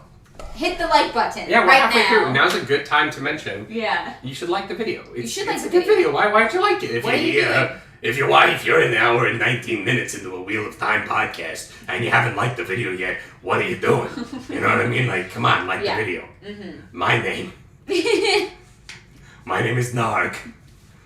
Oh, this is how I talk now after the Dragon Reborn cut my throat. Had vocal reconstruction surgery. Yeah. I love Elayne, and I love the two of them together, and I love that, like, Rand is able to find something that makes him happy in the midst of, like, all this awful shit. Yeah, we actually kind of moved into the next chapter. This Elayne stuff at the beginning, this happens in the next chapter. And so, yeah, we get some, like, really fun point of view from Elayne there. And then Elayne leaves, and we cut back to Rand's point of view. There's a lot. These chapters cut between points of view a lot more than previous books did. And the other thing about them is that they will transition in paragraphs as opposed... Normally when POV changes, there's a space in between the paragraphs, and you know that there's a shift there. There is several times where there is just this, like, transition, like, in the middle of paragraphs, because they'll be talking about someone, and then they'll be talking about that person and another person together, and then it will, like, shift into the other person's POV. Yeah. And I can't decide if I like it yet, because it's well done, but sometimes it's jarring to me. I'm like, wait, weren't we just talking about that person? You don't love point of view switches in books to begin with. Well, The Wheel of Time honestly does it really well, where I do not mind it at all. It's Game of Thrones. George R. R. Martin, I don't think, does it very well. Sorry if you ever see... I don't know why the hell you would ever see this. I don't think he does it very well, and for me, it's too jarring. 1, 2, 3, 4 Luker says we need a whole episode in that voice. No, I There's could no not. way. It would die. Eric Schwenke says, I thought it was Harvey Firestein. Harvey Firestein's more. His has a little bit more of that, like, Yes. Oh, my darling, yes. This is Harvey Firestein right here. I had to do this. I did Hairspray. Yeah. In 2011. I did Hairspray, and they were like, you don't have to do the Harvey Firestein voice. And I was like, if I'm playing Edna, I'm doing the Harvey Firestein voice. So all of my rehearsals, it felt awful because I was talking like this all day. And they're like, you can stop it. And I was like, no, you don't understand. No, I can't stop. I'm stuck now. I don't know how to stop. I'm trying to stop so hard, and I can't. Help me, please. I can't. Oh my god. So Rand is now left alone. Elayne leaves after being like, Rand's got some high lords he's got to talk to. Oh, and he's about like, taxes. And he's like, all right, here's the thing. What we're going to do is we're going to lower taxes because it's a bad wheat year, and we're going to start selling wheat to Moiraine. How does that sound? And they're like, no. To Ilian. Like, sorry. No, to Moiraine. Both. Well, yeah, but he comes up with like he wants them to make this treaty with Moiraine. Oh, yes, the treaty. Yes. And they're like, no. And he's like, okay, well, what we're going to do is we're going to lower the taxes. But my lord, there will be riots when we lift them back up again. I'm sorry, I'm the Dragon Reborn. What we are going to do... Yeah. And they're like, okay, all right. I don't think you understand what I'm saying. This isn't a negotiation. This isn't a discussion. I am being polite and telling you that what we are going to do is... Yeah. And they're like, fine. Yeah. God damn it. Like, okay. Thank you for this. Quarium, thank you so much. This is the Elayne, Nynaeve, Rand, Perrin, Matt's book. Cannot wait for you to get to the third act. We can't either. We're very excited. It's gonna be fun. So they leave, and he's like, I really hate them. Also, throughout this entire time, he's like having this conversation, but all he's thinking about is Elayne. Yeah, he's distracted. Been there. He's a romantic. Been there. This reminded me of like college. When I would be like in class, but I would have a date that night, and I'd be like, how am I supposed to care about urban planning? I'm getting laid tonight. Like, what? If all goes well, I'm getting laid tonight. Yeah. No. You know those nights where you're like, this is it. We've like talked about it. This is it. Yeah. We've made plans. We've both shaved things. Like, I'm getting laid tonight, and. You know, when it's like the 10th time with someone, you don't think about it all day because you're like, oh, it'll be fun. Like, it's always fun. But like when it's the first time and you're like, all right, we've had like 4 dates. We've talked about it. We both are like in the mood. We've been texting this morning and we're both like feeling it. Tonight's the night. And then you have to sit in class and you're like, I don't care about zoning in Lower Manhattan. I'm getting laid tonight. And Rand is fully like, we're taxing them. Did Elayne wear sapphires for me though? Yeah.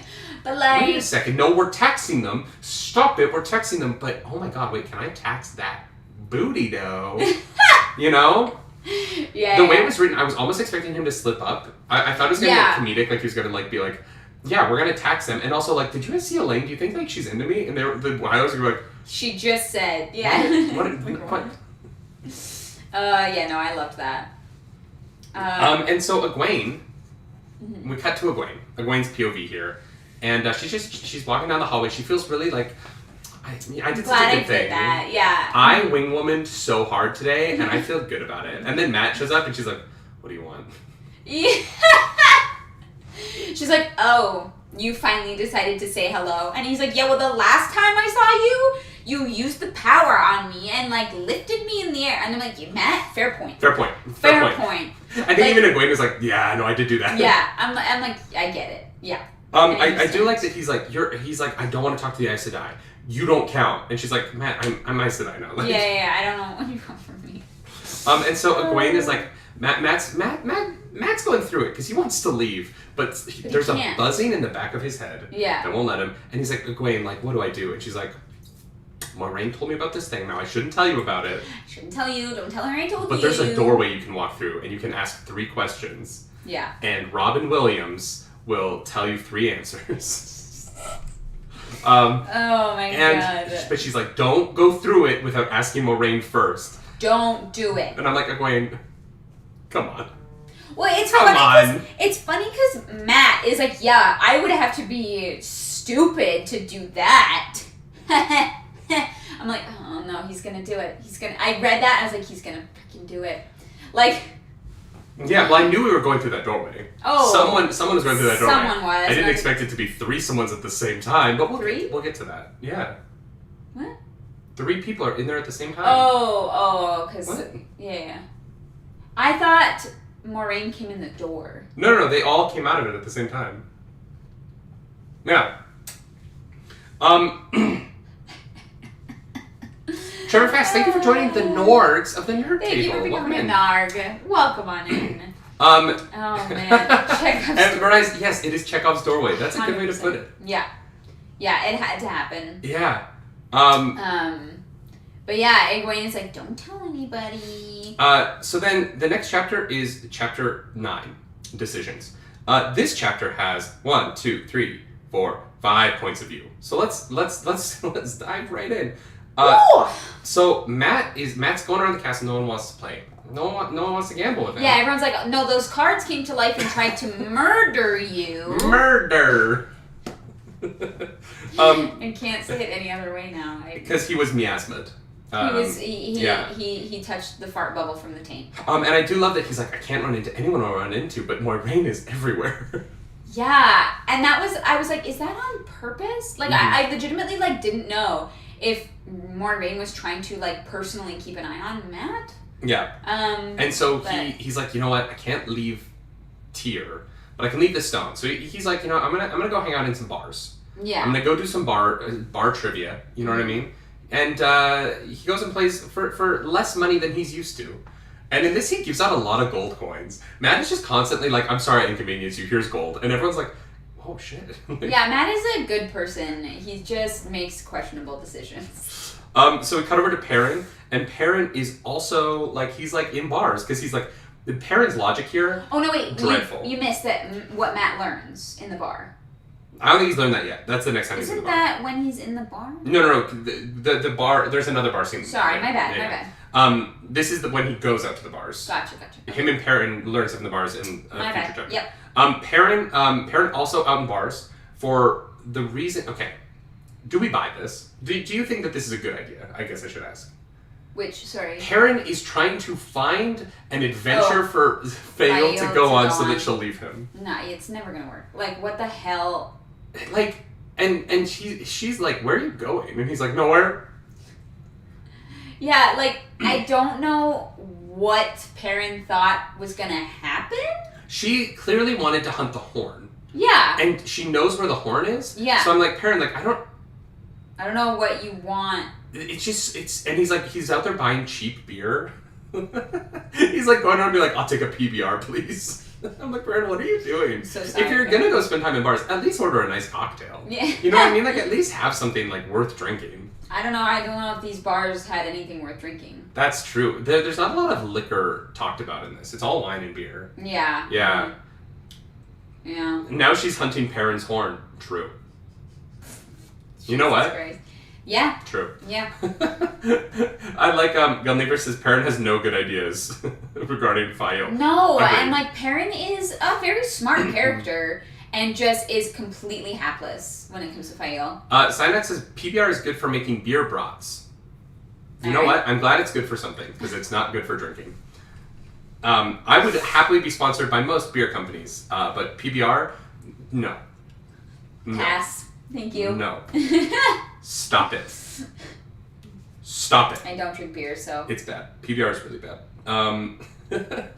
So we cut over to Egwene, and Egwene is they're still questioning the girls, the bad girls, the baddies, if you will. Baddies. Yeah, and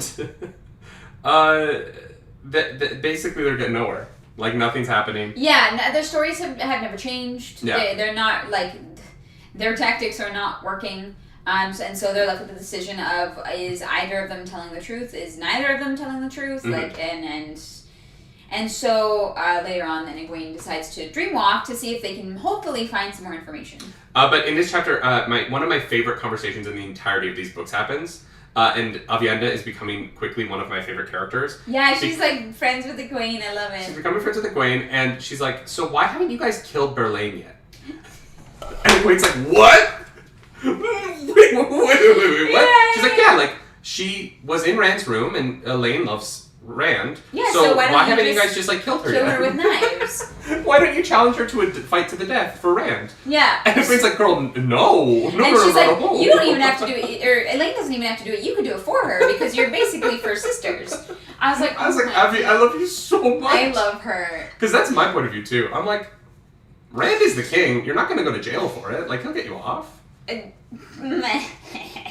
Well, one of you.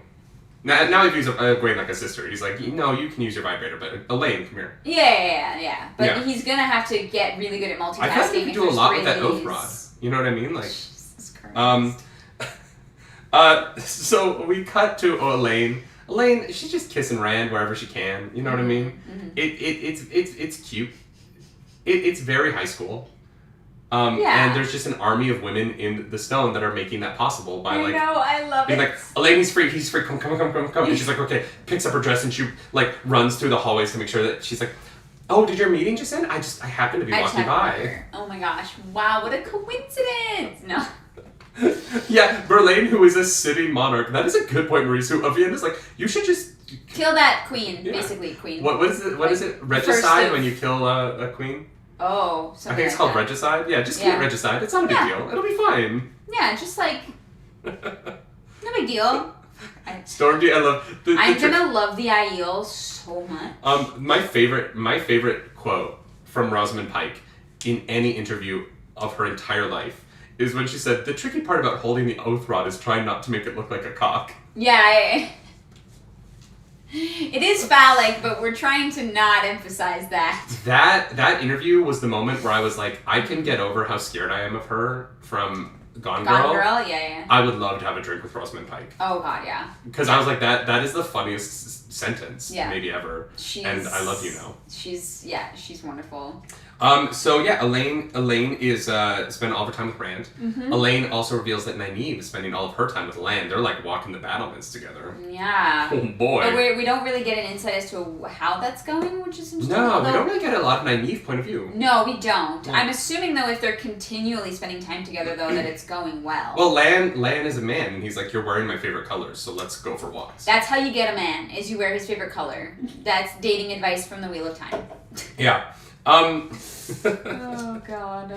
And the reveal that the Maidens of the Spear are like think it's a game to set up Rand with Elayne is funny. Yeah. I had said in the last book that I was pretty convinced Aviendha was going to be the third girl in the like Min, Elayne, Aviendha thing. Yeah. I thought it would be those three. I don't think that anymore. No? No, because she's been around Rand enough now that I feel like if she was the third woman, the Ta'Veren-ness would have pulled her towards him. Because Min and Elayne both felt it immediately. So I'm assuming that whoever this third woman is going to be introduced as feeling it immediately as well. The thing is, we haven't got Avi's point of view yet. So she could just be really good. And maybe that's why she initially starts hanging out with Egwene. Yeah. But potentially. Maybe. I don't know. She's like, I need to become first sisters with her because we're going to share Rand. That's funny.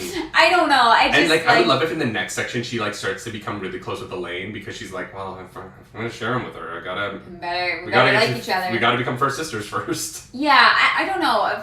For me, I I was pretty sure it was going to be Avi, and now I'm not 100% sure. But Maine says third woman, like Eleda. No. For Elayne's sake, it can't be. No. It can't be. That'd be terrible. Yeah, awful. I hate it. And then we finally get back to Rand's point of view. Rand is, like, been, like, learning from Elayne, and I love this. I love the line where Elaine's like, he listens to me and takes my advice, and I think that those two reasons alone I could love him forever for, or something like that. Yeah. And I was like, God, that's They're sweet. so cute. Yeah, they're so cute. Yeah. So yeah, Rand is like setting up a treaty. He's telling them that talk to. I don't want to talk to Berlain, but you guys have to. Well, and here's the thing: if anybody in Tyr is the one for him to take advice from, it is Elayne.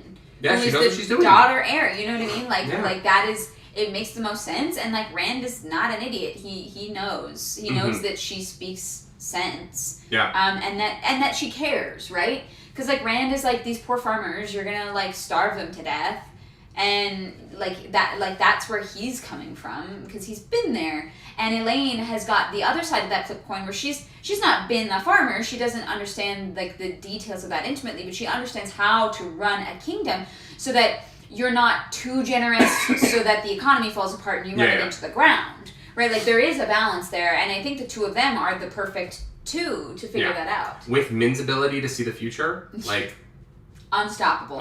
Power thruple. Power harem. Yeah. I think all harems are kind of power harems. Once you get enough people involved, it's like. It's like I don't fuck with that. And then so the High Lords leave, and another lady in Rand's life walks in. Another lady in Rand's life There's so many. Makes an entrance. Do you remember who it is? The end of this chapter. It's a big one. It's a big moment. Is it Moiraine? No. No. I'm trying to remember where we are in. There's so many things that happen. Oh my god. No, it's someone even worse. It's Selene. Oh, right. I was like, that's not yet. That's way later. The true third woman, exactly, Wheel of Time. The true third woman. Selene walks in and is like, hi. He's like, we're not there yet. You're mine. I'm Lanfear. And he's like, whoa, Hey, what? Yeah. What's happening? He's like, no, you're a good joke. Haha, funny joke. And then she's like, do you want to see what I actually look like? And he's like, I guess. And aren't you 3,000 years old? And then she ages by 15 years. A hotter, more mature version that like Matt would go after, I guess. Maybe. No, we know who Matt's going to marry now. Yeah, we do. We find out later in this. We have been told who Matt is going to marry. That he marries a Seanchan, which is crazy. What? No, he marries Berlain, right? Oh no, the Nine Moons are the Seanchan Kingdom. Yeah. So wow, shit, I got confused for a second. I when I read that, I thought no, that Matt marries Berlain is the nine something else, but the court of the Nine Moons is the Seanchan court. Oh. So he's gonna marry the daughter of the Empress of the Seanchan. Yeah, right. What? Okay, I messed that up. Unless I'm misreading that prophecy like crazy. No. It's the Nine Moons. The Court of the Nine Moons is... Yeah. So so Lanfear shields him here, which is like, oh wow, you can shield the dragon. Like, she's a powerful woman. She knows. But she doesn't try and hurt him. She's not like... she's such a fascinating villain to me, and I love her now. Because she comes in, she's like, hi, I'm Lanfear. I will have you. Like, you're gonna... She pulls the Baalsman tactic of, like, you will be mine. Yeah, she's like, someone else can borrow you for a bit, but you're mine. Yeah. Yeah. It's like she's very polyamorous. She's like, no, you can date other people, it's okay. Yeah, but you belong to me. But, like, me. I'm the, like, alpha. Yeah. And he is, like, thrown off by it. Right? Like, he's not even making move to, like, really hurt her either, because he's like, she's not trying to hurt me. Like, I don't want to hurt a woman. And I think that, like, we're going to see him break that code eventually, because there's too many female Forsaken for him to, like, not hurt them and win at the end of this. But, he still has that, like, very, like, patriarchal idea that, like, oh, I can't hurt a woman. That would make me a bad person. Yeah. And so... Okay, she's Forsaken, but sure. Yeah.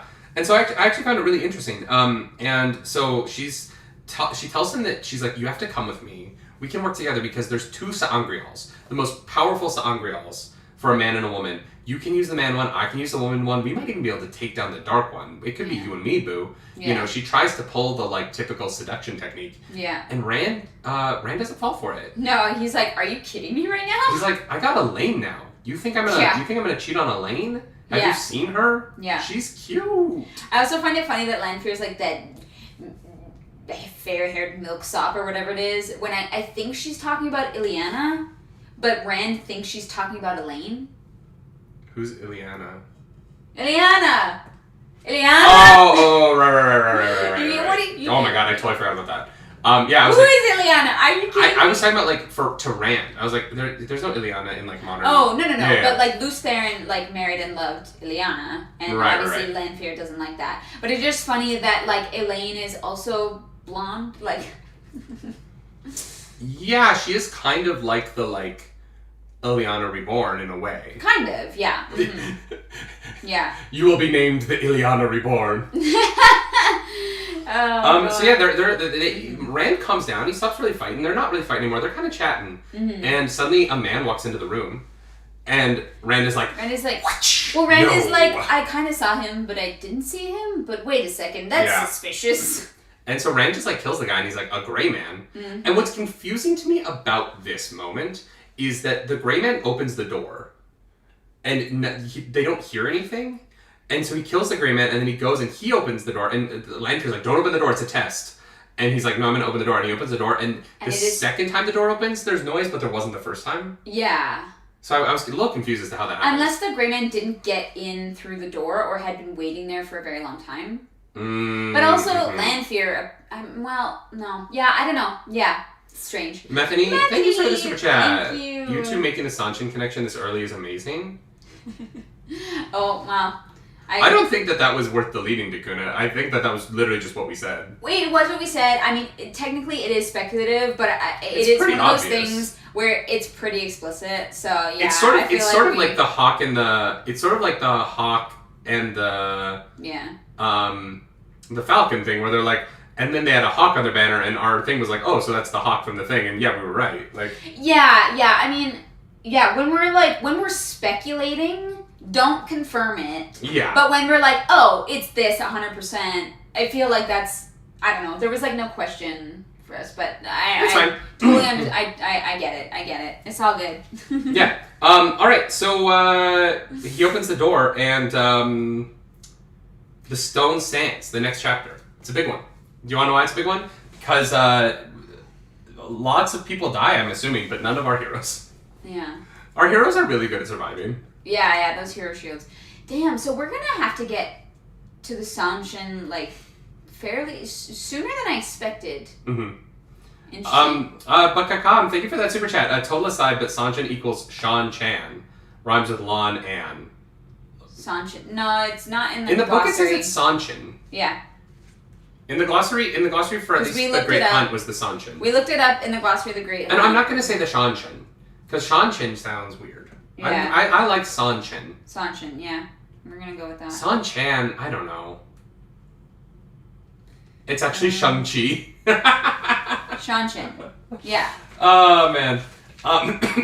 Yeah, Seanchan. Sean? Seanchan. Oh, I hate that. Seanchan. No, that's Seanchan. They're the Seanchan. I'm pretty sure it's different in the Great Hunt. I don't like Because we looked it up. I don't like it. I like San, We're gonna go with Chan. Seanchan. Sorry, guys. but like, no, it's Seanchan. I don't want to get to Rand, or to Jordan Con next year and be made fun of for how I say the Seanchan. But it's the Seanchan. It's too late now. We've said it too Yeah. many times. Seanchan sounds insane to me. Seanchan. Seanchan. No, but they're both emphasized, so it'd be Seanchan. The Seanchan. All right, let's I move don't on. know, yeah. They're not in the rest of this chapter, so it doesn't matter. Doesn't matter. We're fighting now. There's Trollocs. There's Fades. There's Lan Moiraine doing magic stuff. Yeah. Perrin is going full young bull. This chapter is nuts. And Lanfear is like following Rand around as Rand is fighting. Yeah, she just like will like pop in every now and again and be like, "You're stronger." That's hot. Can we talk? Like, I know there's stuff going on, but like, But like, you know, I you're feel like mine. our stuff's more important. Yeah, you're mine. We can rule the world together. Like, let's go. Yeah. And so I really love the way that Rand is portrayed in this chapter. I feel like they did a really interesting thing where he walks out and he's like, "Wow, what do I do?" The men, they look scared. Oh. I'm gonna rally people to me. and he rallies people to him, and in a really, like, I was like, oh, like, we're starting to see the leader version of Rand, and I think what I love about it is that Elayne is the catalyst for that. Yeah. And so, I had complained... needed someone. I complained in previous books about how I felt like Elayne was been given a little bit of a short shrift in terms of, like, character development. Yeah. And so I really love that what we're getting here is Elayne is being developed as being really useful because of her upbringing, and like her value to Rand beyond their love is in her intelligence and in what she knows and how she brings that to him and how she teaches him. And I think that it's just a really nice way to write a relationship, and that so much of her love for him is how much joy she feels in being respected and treated as intelligent by him. Yeah. And just like the way that Robert Jordan writes their relationship in these chapters in particular, I was really impressed by it, and I really, really liked. I really like it too. Yeah. It was really beautiful after, like, we've had 3 full books of not really like romantic relationships between people, because the characters are young and there's other things that are more important, obviously. And so I was very curious. I was very curious how these sections would get written, because there's obviously the Wheel of Time is very horny. Like, there, yes. you can't. I'm sorry, you can't deny that. And I was, because it hadn't really, because the like romantic relationship stuff hadn't really been written at all in the first 3 books. I was just super curious about how Robert Jordan was going to handle it, and like spot on. It's like so well done. Yeah, because I also really like the Perrin and Faile relationship. Like, yeah, it's like weird and like kind of like shitty as it is. It's like real. Yeah. Right. We did gloss over the that Rand has a loose Theron outburst at Lanfear. A loose Theron outburst? Yeah, where he says something, because she was like, no, I love you or whatever, and he's like, but you loved power or something along those lines. And they're both taken aback by it for a second, because it's not actually Rand who says it. Oh, I didn't pick up on it not being Rand. Interesting. Yeah. That wasn't like super clear to me. Interesting. I like that reading of it for sure. Well, because I don't think Rand would have that insight as to what that, like... Yeah, no, for sure, no. Yeah, you're right. I we kind of power read through this, and I think that I didn't like attribute that to be more than anything, but like I totally agree with what you're saying. Yeah, it was I like that. It was a really interesting moment, because we've seen it with Matt with the not the ancient language. The old tongue. That's the one. So it is interesting that there is a little bit of that in Rand as well. I didn't pick up on that. Yeah. So yeah, in this chapter, some of my favorite things. I don't want to go into like the beat by beat of the fight, because it's too hard to talk about. The fight is a lot. It's a lot. But my favorite beats in it are that the Fades are still doing this thing where they tie the Trollocs to them, so the Trollocs die when you take out the Fade. Yeah. So you go for you don't worry about the trash. You kill the main boss first. But it's a good tactic, because there's only a few people in the stone that can actually take out a Fade. A Fade, yeah. And so like Rand is more useful here than even in other fights, right? Actually, the Aiel seem capable. Like a few of them can take down a Fade at least. Yeah, so but a lot of nice. the Aiel were killed. Yes. Rand comes aside and there are dead Aiel at his door. Yes, because Crazy. there was also Greyman. Yeah. Right? And so the Aiel wouldn't have like seen them, which is terrifying. Watt Phantom, thank you so much for the super chat. Each of the 3 women teach him to do something important. I love that. I hope that continues to be a trend. Yeah. I think even Egwene has taught Rand things so far. I'm too dyslexic to read that. Can you read that? Philosophicalist? I don't know. Something. Philosophical solipsist. Sorry, but thank you. Phil,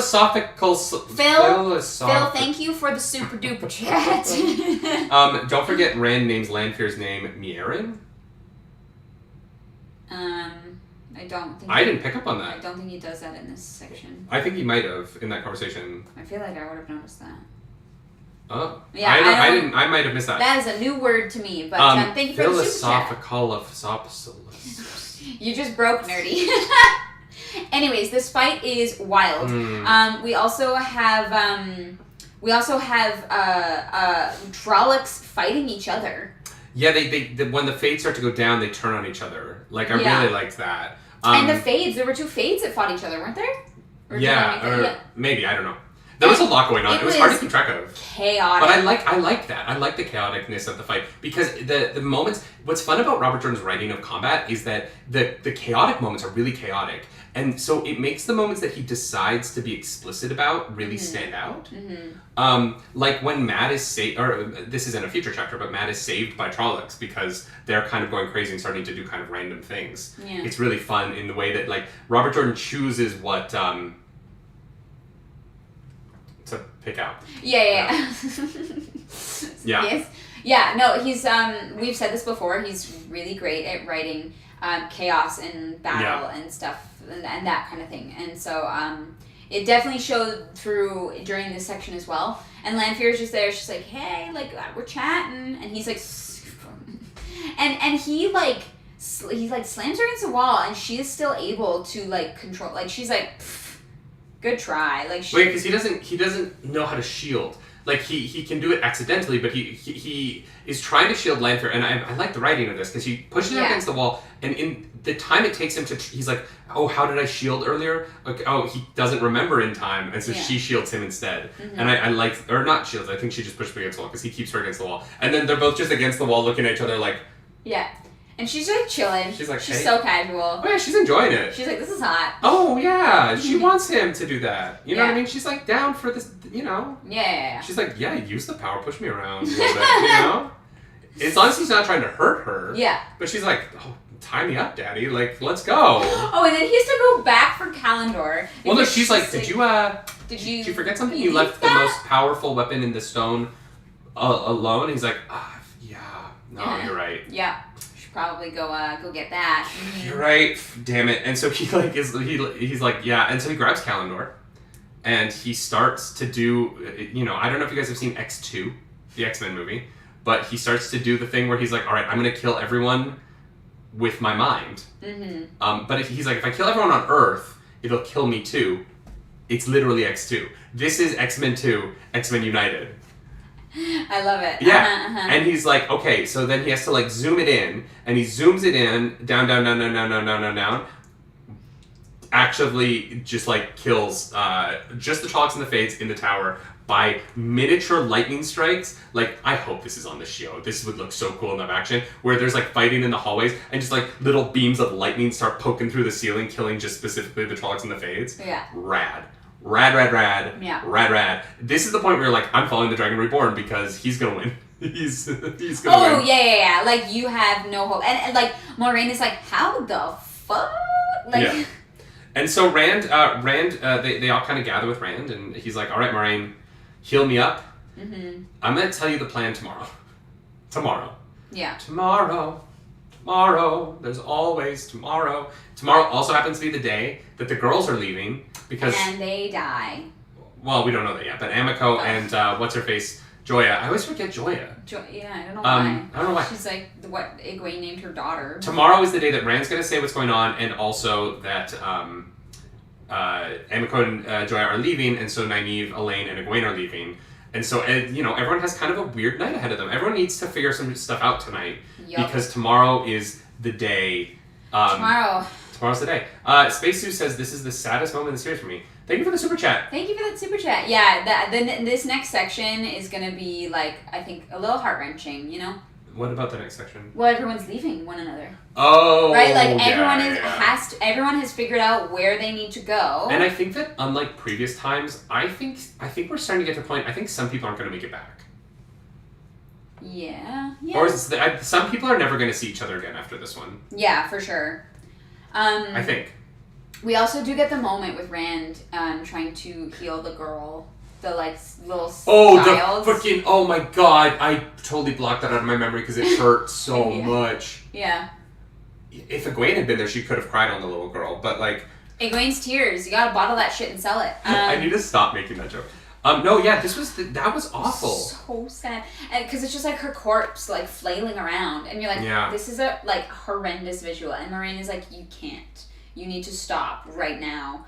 Oh my god. And I think in that moment, I think that is the lesson for Rand about I need to do something about it because not doing anything is just as bad. Well, and that's his Superman moment, right? Yeah. Like this I think that this little girl is Topher, thank you so much for the super chat. For the super Please we talk about the little girl. Yeah, we will. I think that the most important moment in the story of Superman is the moment when his father dies. Not his biological father, but Jonathan Kent. Because it's the moment where he realizes as Superman that he has all this power, but he can't save everyone. Yeah. But it is the instigating moment for him to decide that he will always do what's right. Yeah. And I think that this moment with this little girl, obviously it's a little different because this is someone he could have saved if he'd acted earlier. So it's not quite the same lesson. Yeah. But it gets into a similar idea about the character being like, you know what, like, I can't let this happen. I have to act. Yeah. Yeah. And it's like it's just a small moment really in the scale of everything that happened, right? It's like him and this little girl's corpse and Moiraine beside him, and like I really hope he trusts Moiraine at some point in this series. Mm-hmm. But yeah, it was hard because you know that your main characters are learning a really, really like awful lesson, but that is going to save people in the future. I hope they find a way to do this in the show without it feeling undercut by the final episode of season 1. Because it's tough, right? Like you really want to you want to distinguish those lines. Yeah. And I think that the books have done such a good job distinguishing the line of when healing can happen, and the further we get from that moment in the show. I mean, I've said what I've said about the finale. I don't think that it's a good episode of television, but that moment in particular really is tough for me. Oh, so much snow. Yeah. Okay, it's fine. It's fine. You're just gonna be wearing latex all day. Well, no, I'm just worried about those boots, the yellow boots. Those are not mine. Yeah, we'll be careful. It's fine. That moment, it hurt. It hurt.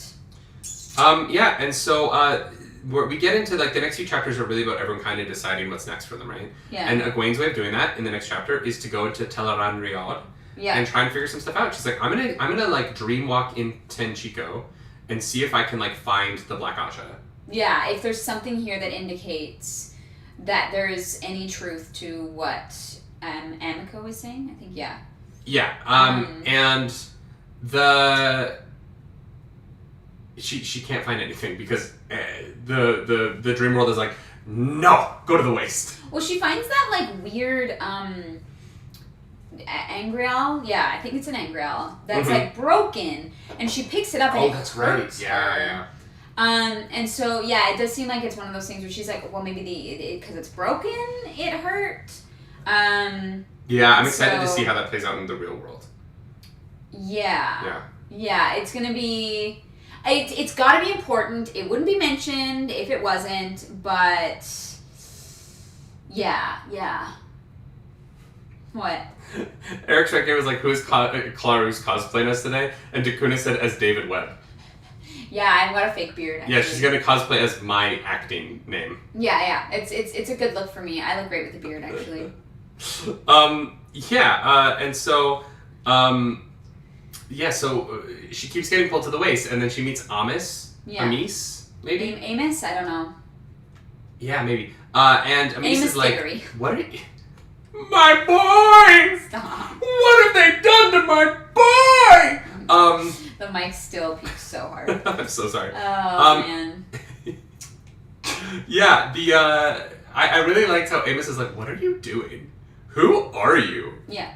I want to teach... You have to come to me. Yeah. You have to come to Cold Rocks. You don't know what you're doing. You're gonna die. Which is probably true, right? Oh, yeah. Leandrin, in the last book, Leandrin looked at her in the dream world. She's not safe there, and it's Amis. Okay. Amis. Okay, cool. Amis seems cool. Oh, yeah. Amis feels like what Nynaeve would have grown up into if she had stayed in the two rivers. Yeah, especially the way that they talk about her when they ask Avi about her. Mm-hmm. She's like, oh, yeah, her. Mm-hmm. Uh-huh. But yeah, Egwene keeps getting pulled there, and so then she follows. I love when she puts on the Aiel garb. She's like, I don't mean to hurt you, and then she's naked, and she's like, ah! I found that so funny. But yeah, she doesn't really learn much except that there is something wrong in Ichigo. There is a trend in these books. Women just randomly are naked a lot in the dream world. There's a lot of women naked just kind of randomly. To be fair, we've only really seen women in the dream world that often, except for Perrin. And when he's a wolf, he is naked. Yeah. There's a lot of moments of women being like, oh, I'm naked all of a sudden. Yeah. Like, it happens with Faile, it happens with the Gawyn, it happens with Siuan. Like, Min sees Siuan just, like, naked on the ground. Oh, yeah. That was weird. Yeah. Yeah, there's just a lot that it seems that women are just, like, naked a lot. For no reason. Hey, as long as everybody's naked a lot in the dream world, that's fine. I guess. It just seems to only be women, really. Yeah, because we've mostly seen women in the dream world. Yeah, that's true. But Black also, like, Agatha, men get caught shirtless a lot. Perrin was fully nude one time. Yeah. Caught. So I guess it's Perrin and women get naked in these books. Yeah. Hey, that's fine with me. Yeah, so basically Amis is like, you have to come to Cold Rock's Hold. Yes. Cold Rock's Hold. Which I want to know why it's called Cold Rock's Hold in a desert. I'm excited about that. That name just evokes so many possibilities to me. I think it's really cool. I also loved the image of like the lion and the boar in the dream world. Yeah. That was very cool. Matt was fully naked after being healed. Actually, you know what? Bakakam, that's a good point. That's a good point. Fair enough, yeah. Purbaja says the disproportionate female nudity gets worse. Great. Cool. Cool. Because the rocks are cold. Deserts can be cold. No, it's true. There's something about Cold Rock's Hold that the name evokes like so many possibilities in terms of what that means. Yeah. It's a cool like I'm so excited to go to the waste. fantastical name, yeah. Yeah, Me too. it's gonna be so I want to go to the waste so bad. Yeah. And so the Aiel woman, I do like that she's no longer a maiden of the spear. We learn that later, but she's holding her spear in these dreams. Yeah. Which is really cool. And Gawyn wakes up and is like, Gawyn just wakes up. That's it. That's the end of it. Yep. Yeah. Yeah. Yeah, they wake her. She like wouldn't wake up right away. Well, yeah. No, she wakes up on her own. They've been trying to wake her, and so she doesn't wake up until she's ready to wake up this time, which is different from every other time. Well, I think it was also Emmy's like holding her there potentially. Right. But I'm saying like the it's not something that the girls do that wakes her up. They've been trying to wake her up. Nynaeve is like walking over with the pitcher. She's about to like go full like pitcher to the face. Yeah. And Hot Rock's Hold is a massage parlor. I might go to Hot Rock's Hold next week. Get my lower back. Just the guys, Comic Cons, walking on the cemented Comic Cons, brutal for your lower back. Yeah. Brutal. Yeah. So Gawyn wakes up and she tells the girls what's up and she's like, guys, like I think I need to go to the waste. And Nynaeve is like, I don't like you. And Elayne is like, we understand. Makes sense. Yeah. We get it. And then she's like, Aviendha can lead you. Like, and what I'm like, Elayne, like, Aviendha's in the room. Yeah, you can ask. Be like, can you take her? Oh no, Avi will take you. Avi can go, right? You have nothing else to do in your life, right, Avi? Yeah. I was like, I mean, I guess. And then conveniently Moiraine comes in and is like, there's a letter. Aviendha, you must go. but I was confused about the letter, because Amis says to go to Cold Rock's Hold to Gawyn, but Amis isn't in Cold Rock's Hold. Amis is in Rio Dian. Because, so, Amis wants them both to leave the tier at the same time, but she wants Aviendha to go to Ruia Dian, and she wants Nynaeve, or she wants Gawyn to go to Cold Rock's Hold and wait for her until she gets to Riordan so that she can see Amis, and then Amis will leave to go. I was like, why not just have them both come to you and Riordan? So maybe the letter would have been sent. Yes, the letter is right. They're these two things are happening actually at different times, even though the letter is there now. Spacesuit, thank you so much for the super chat. chat. Prepare thyself. RJ is here to write naked women getting spanked and chew bubblegum. And he's all out of bubblegum. What a movie. They Live. Oh, God. If you've never seen the movie They Live, highly recommend. The Piper's great in it. Like, it's a good movie. It's a good movie. Moiraine is like, Gawyn is like, I'm going to the waste. And Moiraine is like, all right, you just do something. Just Just make a choice. Yeah. And Moiraine is like, here's the boat you're going on. It's the Atha'an Mier. So you want a fast ship? I got you a fast ship. Yeah, but it's not the Spray, so it's not a good ship. I know. Where is ship captain? ¿Dónde está Beldomen? Excuse me. Where is he? Yeah. I need my ship captain. Yeah, this is unacceptable. We've gone too long. Yeah, it's been so many chapters. I know. God damn it. I think we haven't seen him since the end of Great Hunt, right? Did we see him at all in Dragon Reborn? Guys, I don't think so. The main character of this series is not here. Yeah. It's so weird. I'm not happy about it. Oh, man. Did you recognize the reference to the three-pointed star in a circle? I did not, but I'm curious about that. Three-pointed star in a circle. I don't know what that means. Don't know what that means. I just miss Ship Captain. I miss Ship Captain a lot. Oh, man. And so that kind of is that is pretty much most of where we leave with Egwene and them. Oh, and Moiraine also tells them that Amiko and Joya are dead. So Amiko and Joya have been killed. And they're not really sure how. Because there's definitely some shadow spawn that was able to do this, but we actually don't know what did it. So that's fun. I love that for us. Yeah. So Perrin and Mat are in the bar, and this is the bar scene where Perrin and Mat find out that that the white cloaks are in the two rivers. Yeah, the white or Perrin isn't in the bar, but Perrin is.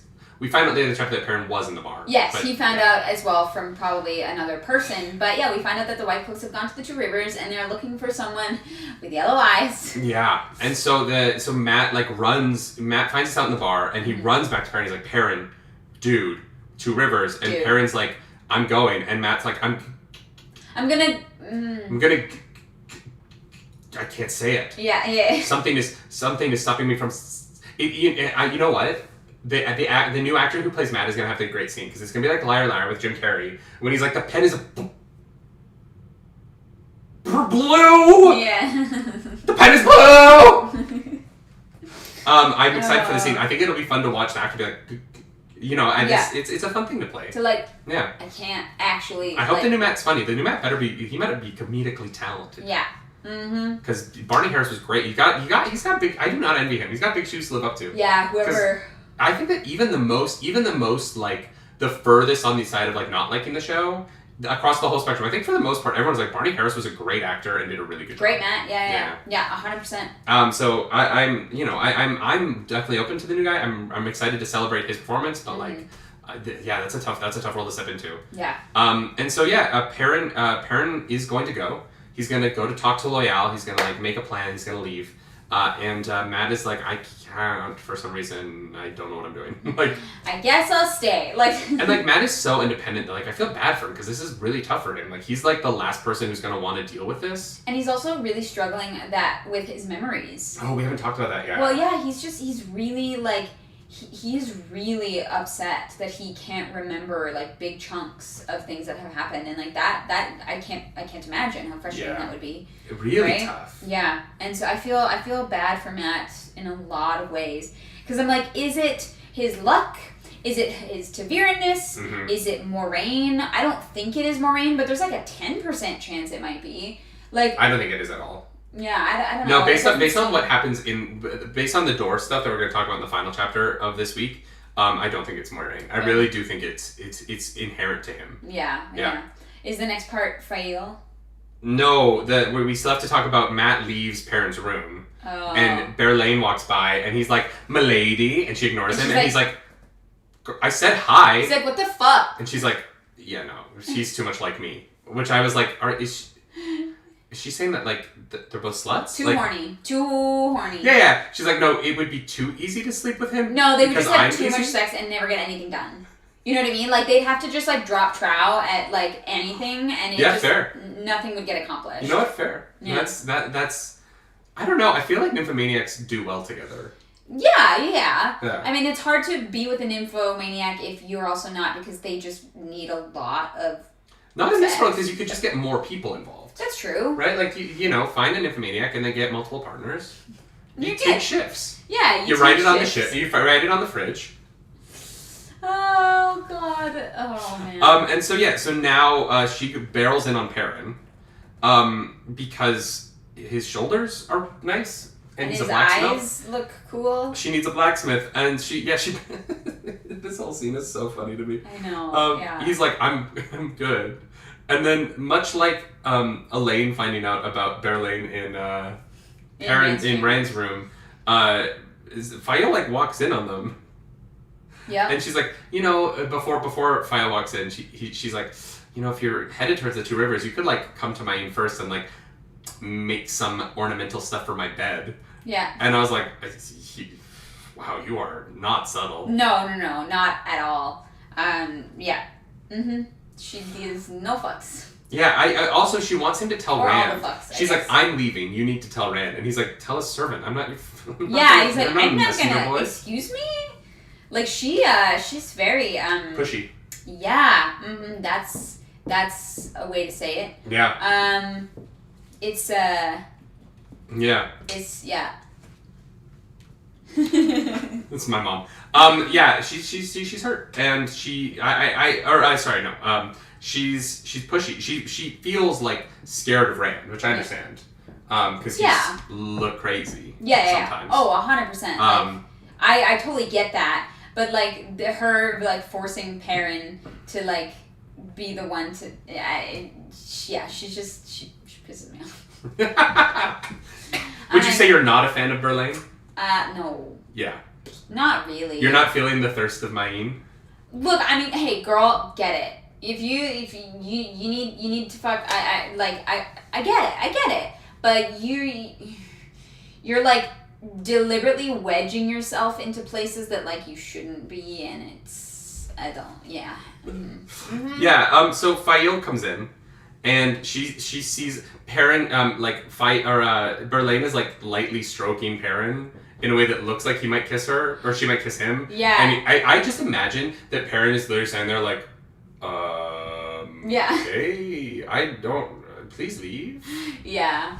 How many times is Verlaine? I imagine Verlaine is like, none of these men want to sleep with me. This is very weird. Yeah. She's like, what's going? Am I losing touch? Like, have I lost it? Like.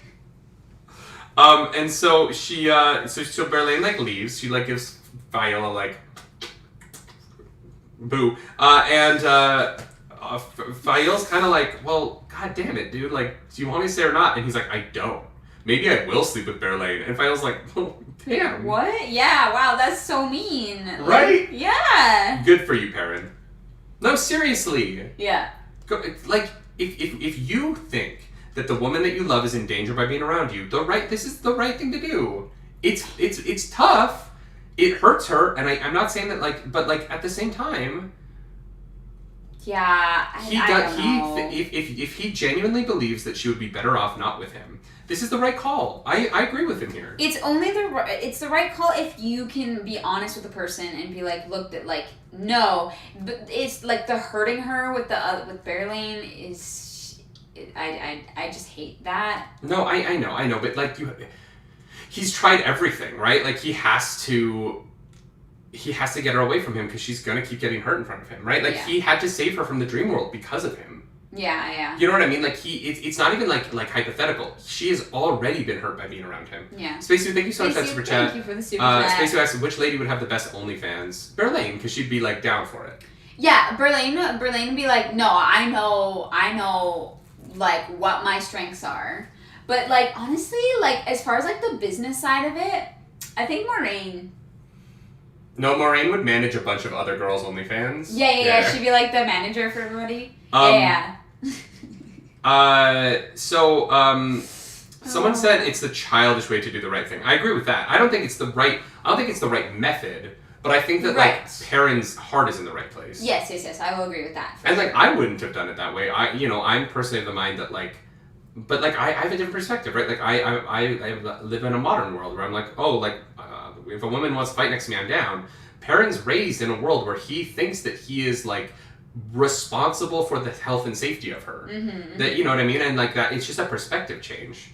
I would never ask, Ariel not to fight by my side in a situation like this. But that's because we live in a different time and there's different expectations in relationships now. Yeah. Whereas like Perrin would have been raised to like put the women in the back, protect them at all costs. Like, that's just, it's just that.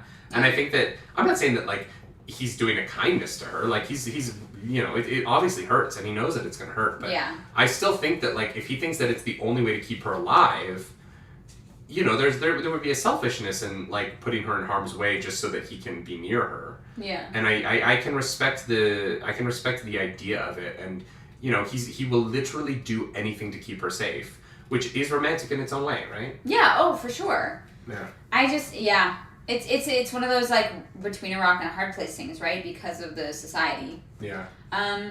And Faile takes this totally rationally. She chases Berlain down the hallway and starts to like try and kill her. Threaten her? Yeah. She tries to stab her. Berlain is just good at fighting. Yeah, I kind of hated it, to be honest. Especially because, like, in Faile's head, she's like, what am I doing? I'm like, yeah, girl, what the fuck are you doing? Like, that's not... I don't know. I hate... Andy Pickle says Lanfear would have more subs. Going back to the OnlyFans thing. Oh. Lanfear would be the best at OnlyFans. Oh, yes. Yeah. Lanfear, 1,000%. Like Amaranth is Lanfear. Yes. Get it. Make that bag. Yeah, I kind of hate this next scene because I'm just like, it's such the like tropey women fighting over the guy thing. I don't know. This was what Avienda said, and we were celebrating Avienda saying it earlier, so... No, but Avienda was like, no, you, like, challenge her to a duel. Not, like, you, like, run after her in the hallway after you, like, catch them. It's just, like, I don't think Avienda would distinguish the two. I think Avienda's like, no, you go stab her. Avienda hears about this and goes, God, why am I hanging out with a Gawyn? That Faile girl knows what's up. Yeah. Yeah. Yeah, I don't know. It was first of all fun that Berlain like has some kind of training, right? Faile just doesn't totally makes murder sense. her in the hallway. If you were the queen of a nation that has this like larger nation that's constantly attacking, you would have some training, right? Yeah, like you would. have to, It totally. Robert Jordan. This is the thing about Robert Jordan's writing, right? Like he writes these little things that you're like, oh yeah, of course that makes sense. That makes absolute sense. With the world that you've built, that makes 1,000% sense, Yeah. and I think it's why like these books, these Wheel of Time books, just are so engrossing, and it's because the world building is so consistent to me that even when things happen that I don't necessarily love, the world that he's built is so consistent, and the structure of it works. And like when I'm like, oh, the political structure of the White Tower makes no sense. It is a bad political structure. It's meant to be. It feels like bad writing until the moment where consequences happen because the political structure of the White Tower doesn't work. And I'm like, God damn it, Robert Jordan, you brilliant man. Brilliant motherfucker. Like and brother, thank you so much for joining for 3 months. Thank you. Remember, Perrin is a blacksmith, and he knows you need to hit hard to get the job done, so it stands true that he is rude to Faile. He's like, nah, I gotta just go right for the jugular. Yeah. Well, but he's also been spending, like, days trying to get her to leave. Like, it's not like this is the first thing he tries, too, right? Samantha, hey! Thank you so much for that super duper chat. Holy crap. This awkward scene between Faile and Berlain is a pattern-level event, i.e. Perrin's Tavernus. She described as not having control of her actions, even though she's mortified by them. The pattern wanted her to be clued into the Ogier Oath. Right. I like that reading of it, Samantha. Yeah. That's a really good point. Yeah, thank you so much for that super chat. Holy crap. Wow. Yeah, that's unbelievable. Thank you. Yeah, it is one of those things where they really hammer hard it's like saying a brave coward when you're talking about like an Ogier that doesn't keep their word or whatever. You know what I mean? Like, and so I was Which is interesting because Loyal is an Ogier who didn't keep his word. Well, I mean, he ran off. Yeah. But he didn't, like, swear to... Fair, yeah. That one becomes complicated. But it is why he is so worried about being found by his own people, right? Yeah. It's because he is not necessarily doing what they would want him to do. But the idea of Faile being like, I know what I'm doing is, like, the worst, and still having to do it anyways, yeah, the Tavernus is, like... It's funny because you can just say anything is like Tavern, but it makes sense. Yeah, I will also point out that my favorite thing about this is how cool Ruark is. Ruark is he just like comes out and grabs them and he's like, No. You are not allowed to leave your room. I'm taking your knives. And they're both kind of like... She like attacks him and he's like, no. Like There's nothing either of them can do. They're like, yeah, okay, Dad. And he's like, we will repeat our first conversation right here and now. And Berlain is like, oh, shit, okay. And, like, runs, like, sprints. I hope we find out what that first conversation is. I want to know. Yeah. Purple Aja, thank you so much for the super chat. We do Smart Corner at the end, Purple Aja, but we will read this. Berlain realizes it's smarter move to seduce Faile first. I'm saying. Faile, I don't know. Faile seems...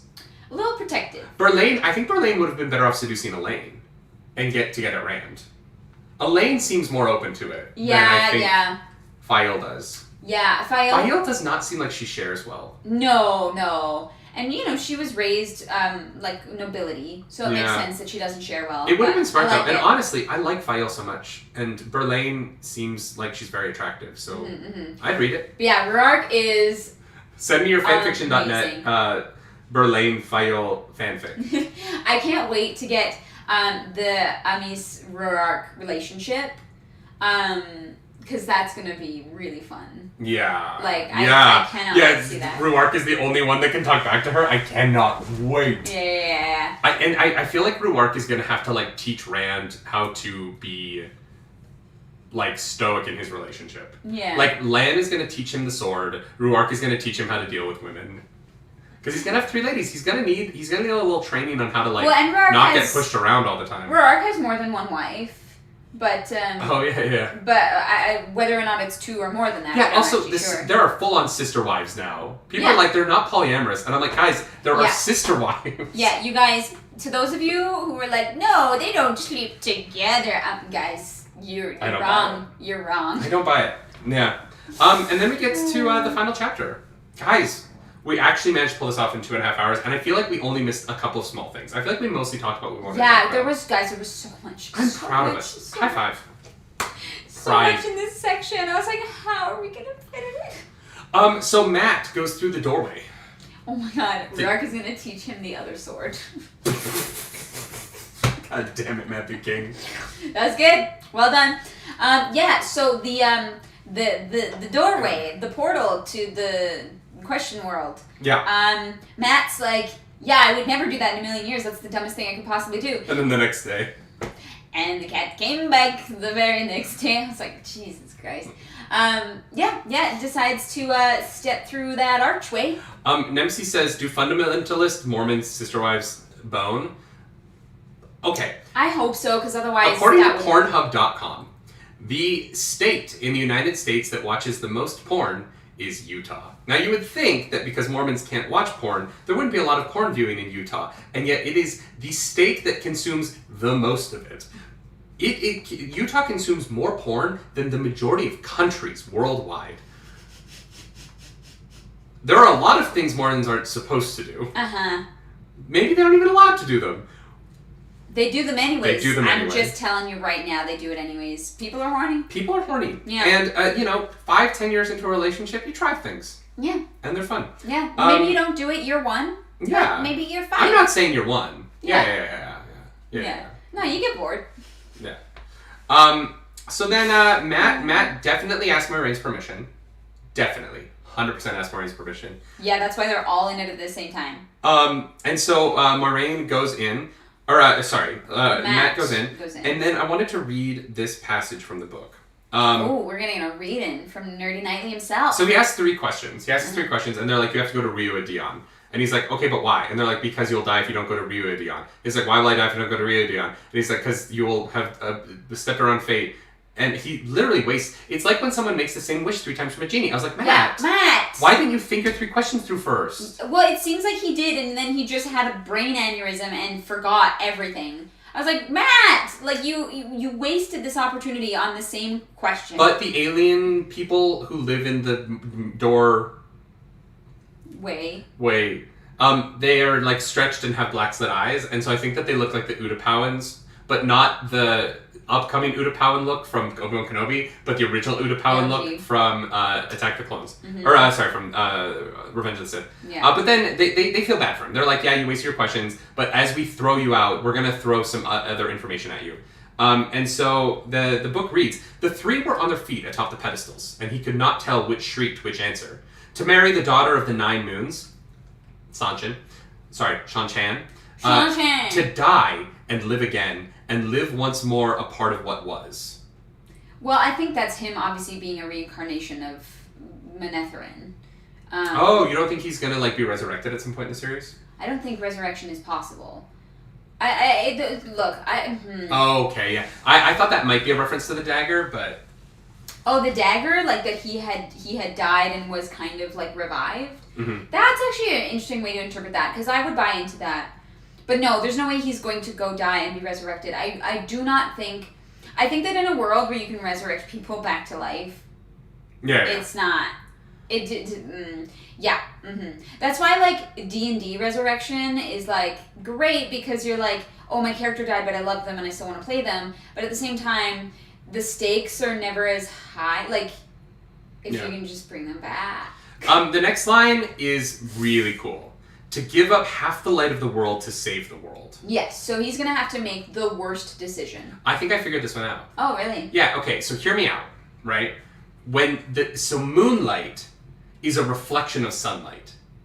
So it's not like full sunlight, it's like half the light. Because it is the sun reflecting off of the moon. And he's going to marry the daughter of the 9 moons. And so I think that he is going to have to give up his wife. I think that he's going to, at some point, make a decision that will sacrifice his wife, the daughter of the 9 moons, to save the world. Or he'll lose her in some way. Sam, thank you so much for that super chat. Please listen to Michael Kramer do the Finn scenes. They are on YouTube. The Finn scenes. I don't know what the Finn scenes are. Yeah, I'm not sure, but thank you for that super chat. Yeah, if you want to clarify, Sam, I would love to know what you mean by Finn scenes. I think that he's going to have to give up his wife, who will be the daughter of the 9 moons. Because what is it? Read what it says again. To marry the daughter of the 9 moons. Yeah. And then 2 lines later, to give up half the light of the world to save the world. If half the light of the world is his wife, who is the daughter of the 9 moons, because moonlight is like less light than sunlight. Well, and it is also like half of the time. Like. Right, yeah. That's super interesting. I read it and I was like, oh, he's gonna have to kill a bunch of people to save everybody. But like that's okay, cool. Because I think in this it. case, like the light of the world is his light. Mm-hmm. The light of his world. I don't think it's literally the light of the world, because I don't know what that could be. But I think the light of the world in this case is like, people say like, you're the light of my life, right? Yeah. I think that like the light of the world to him will be his wife. Yeah. Who will be the daughter of the 9 moons. Half the light of the world is the moonlight, right? Maybe I'm reading way too far into this, but this immediately came to me when I was reading last night. Yeah, no, I love that theory. And then I didn't get that at all. The last line is, go to Rhea Dion, son of battles. Go to Rhea Dion, trickster. Go, gambler, go. And this is where I was like, the song Joker, is about Matt. The what? The song, like, I'm a joker, I'm a smoker, I'm a midnight toker. Oh my god. I rolled the dice in I was like so on this theory. I was like, this is the coolest thing. Son of battles, call me trickster, go gambler, go. You know what I mean? It's about him. It's all of his different names. I think that is a Wheel of Time fan song. Yes, it is 100%. If we do our submission for next year the Wheel of Time idol, it'll be you'll be Matt. I'm a gambler. I'm a trickster. I let loose the badger. So he gets thrown out. He gets some answers that mean nothing to him because he's not like professional foretellers like we are. He does not read the prophecies the way that Clarissa and I do. No, he is very bad at interpreting information. Because he asks the same question 3 times. Joe Thomas, I am a professional singer. That is my day job. Don't know how to tell this to you, but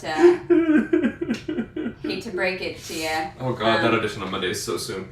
Yeah. And so he comes out, and then he falls on the ground, and then another person steps out, and he looks up, and it's Rand, and he's like, Rand, what were you doing in there? Yeah. And then another person steps out, and it's Moiraine, and Moiraine was like, oh, of course everything was crazy. You were both in there at the same time, and you're like, what is happening? The 3 of you were in there. Yeah. Mm-hmm. What do you think they told Rand? I wish that they had told us. I think they will. I think they, I guess so. I hope that they do. But I was like, oh, they're going to tell us, we're going to find out what Rand does. And then, like, fuck. I was like, oh, we didn't get it. I know the next chapter is called Leave Takings, so I think that everything's going to be revealed at the beginning of the next chapter. Yeah. I think that the spoiler chats, I think that this, what was I saying? I think that I don't know. The spoiler group in our Discord specifically chose cliffhangers for us. Yes, 100%, which I get. But god damn, I was like, I need to know what the hell. I want to know what Moiraine asked. Yeah. Like, I want to know what her questions are. The Moiraine one, I don't think we'll find out for a while. No. I think we'll find out the Rand one much sooner than we find out the Moiraine one. Yeah. I wouldn't be surprised if, like, the very end of this book was, like, the postscript was a flashback to what Moiraine learned in the thing that led to the events of this book or something like that. Yeah, 100%. So that's kind of it. She's upset with them. They both are like, we read about it in a book. See you tomorrow. Rand did read about it in a book. I'm almost positive. Oh, no, I believe him, yeah. Like Rand did, and Matt was like, yeah, I read too. I know how to read. And then he picks one word from each other. He's like, treasures. The treasures. Yeah, I read treasures. Yeah, Matt, you're such a bad... Oh, God. Matt does not have a poker face, I don't think. He just gets good cards. No, Mr. Wrangler brings up something that we didn't talk about in the thing. Thank you, Mr. Wrangler. Matt doesn't have a translator. But Moiraine and Rand both do because they don't speak the Old Tongue. Because they don't speak the Old Tongue, but Matt does. We also didn't talk about the no torches, no iron. Oh, but they kept asking about a musical instrument? No musical instruments. Like very random things, which... Tom Marilyn is not allowed. It's not allowed. It's one of those instances where this is like an alternate kind of like reality dimension, I think. Yeah. Whatever. And so I don't think we'll have answers to those things. Who was the agreement made with? Because the door's like hundreds of years old. Do you think that it's Luce according to the agreement? Do you think it's like a previous life of Rand? I think it's older. No, but like maybe not Luce, but like do you think it's like... Do you think that Rand created it? Because they would have to be like bound there by someone super powerful, right? Yeah. Moiraine actually does speak the Old Tongue. Is she fluent? Did they say that Moiraine had a translator? I don't think that they did, but Rand definitely did. I don't know if they said that Moiraine had a translator, but yeah. Yeah. I don't think that's a thing that we'll ever get like answers to. I think it's just like a thing that's weird that exists, or maybe I'm wrong. But wait, why, Dakuna? Why did you just delete? Why would you just delete Wheel of Time fan edit quoting me? I'm so confused. Maybe you were like too on the nose in a way. Yeah, but he just quoted me. I know.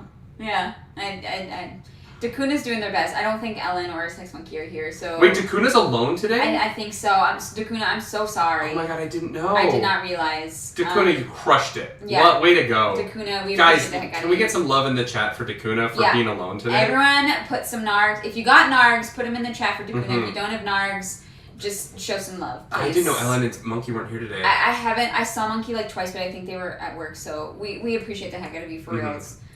She brings up the translator first, but she speaks some of the Old Tongue. Okay. Okay, interesting. Wow, Dakuna, you crushed it then, because I wasn't spoiled on anything today. Yeah. Yeah, I've not really been spoiled by chat. I've been pretty good about looking at chat and like realizing what I don't want to read. Well, and things have been getting deleted, so thank you, Dakuna, for that. We appreciate the heck out of you. Yeah. Good job, Dakuna. I can't imagine. Yeah. I'm a terrible mod, because I can't pay attention to things. Yes, some love in the chat for Dakuna! Get it! Y'all, this has been... I'm going to be very honest before we get into high-low. I don't think this has been the best episode of this podcast.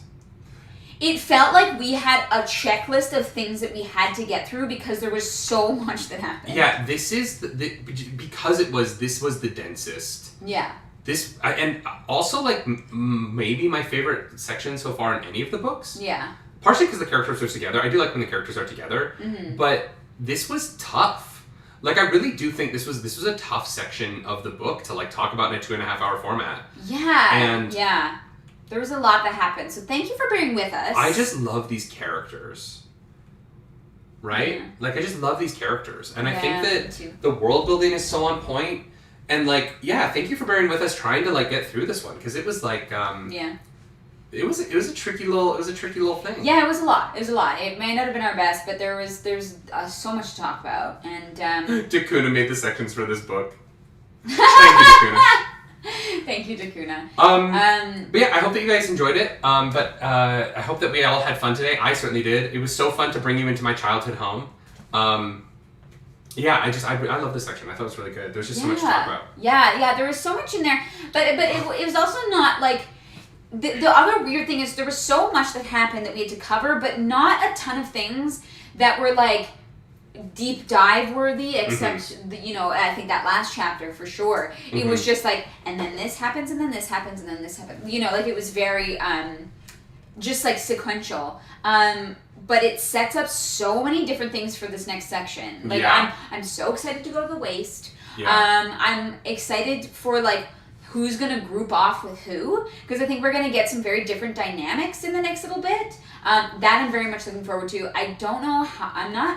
I won't lie. I'm being completely honest. I'm not 100%. I'm not super stoked for Perrin going off to the Two Rivers.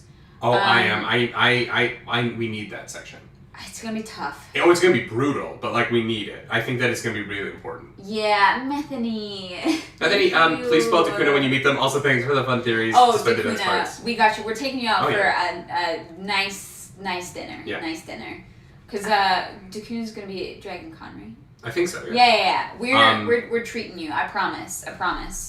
Next week is also going to be difficult, keeping it 2.5 hours. Great, love that for us. I love that for us. Well, hopefully we'll have figured out a little bit of a better audio situation for next week. I mean, hopefully the audio is okay. Maybe we'll do it at the table next week. DeRosa's the next section is why this is their favorite series. Okay, that's exciting. Let's go. So what was let's do our high lows then. Yeah, your high favorite first. Part.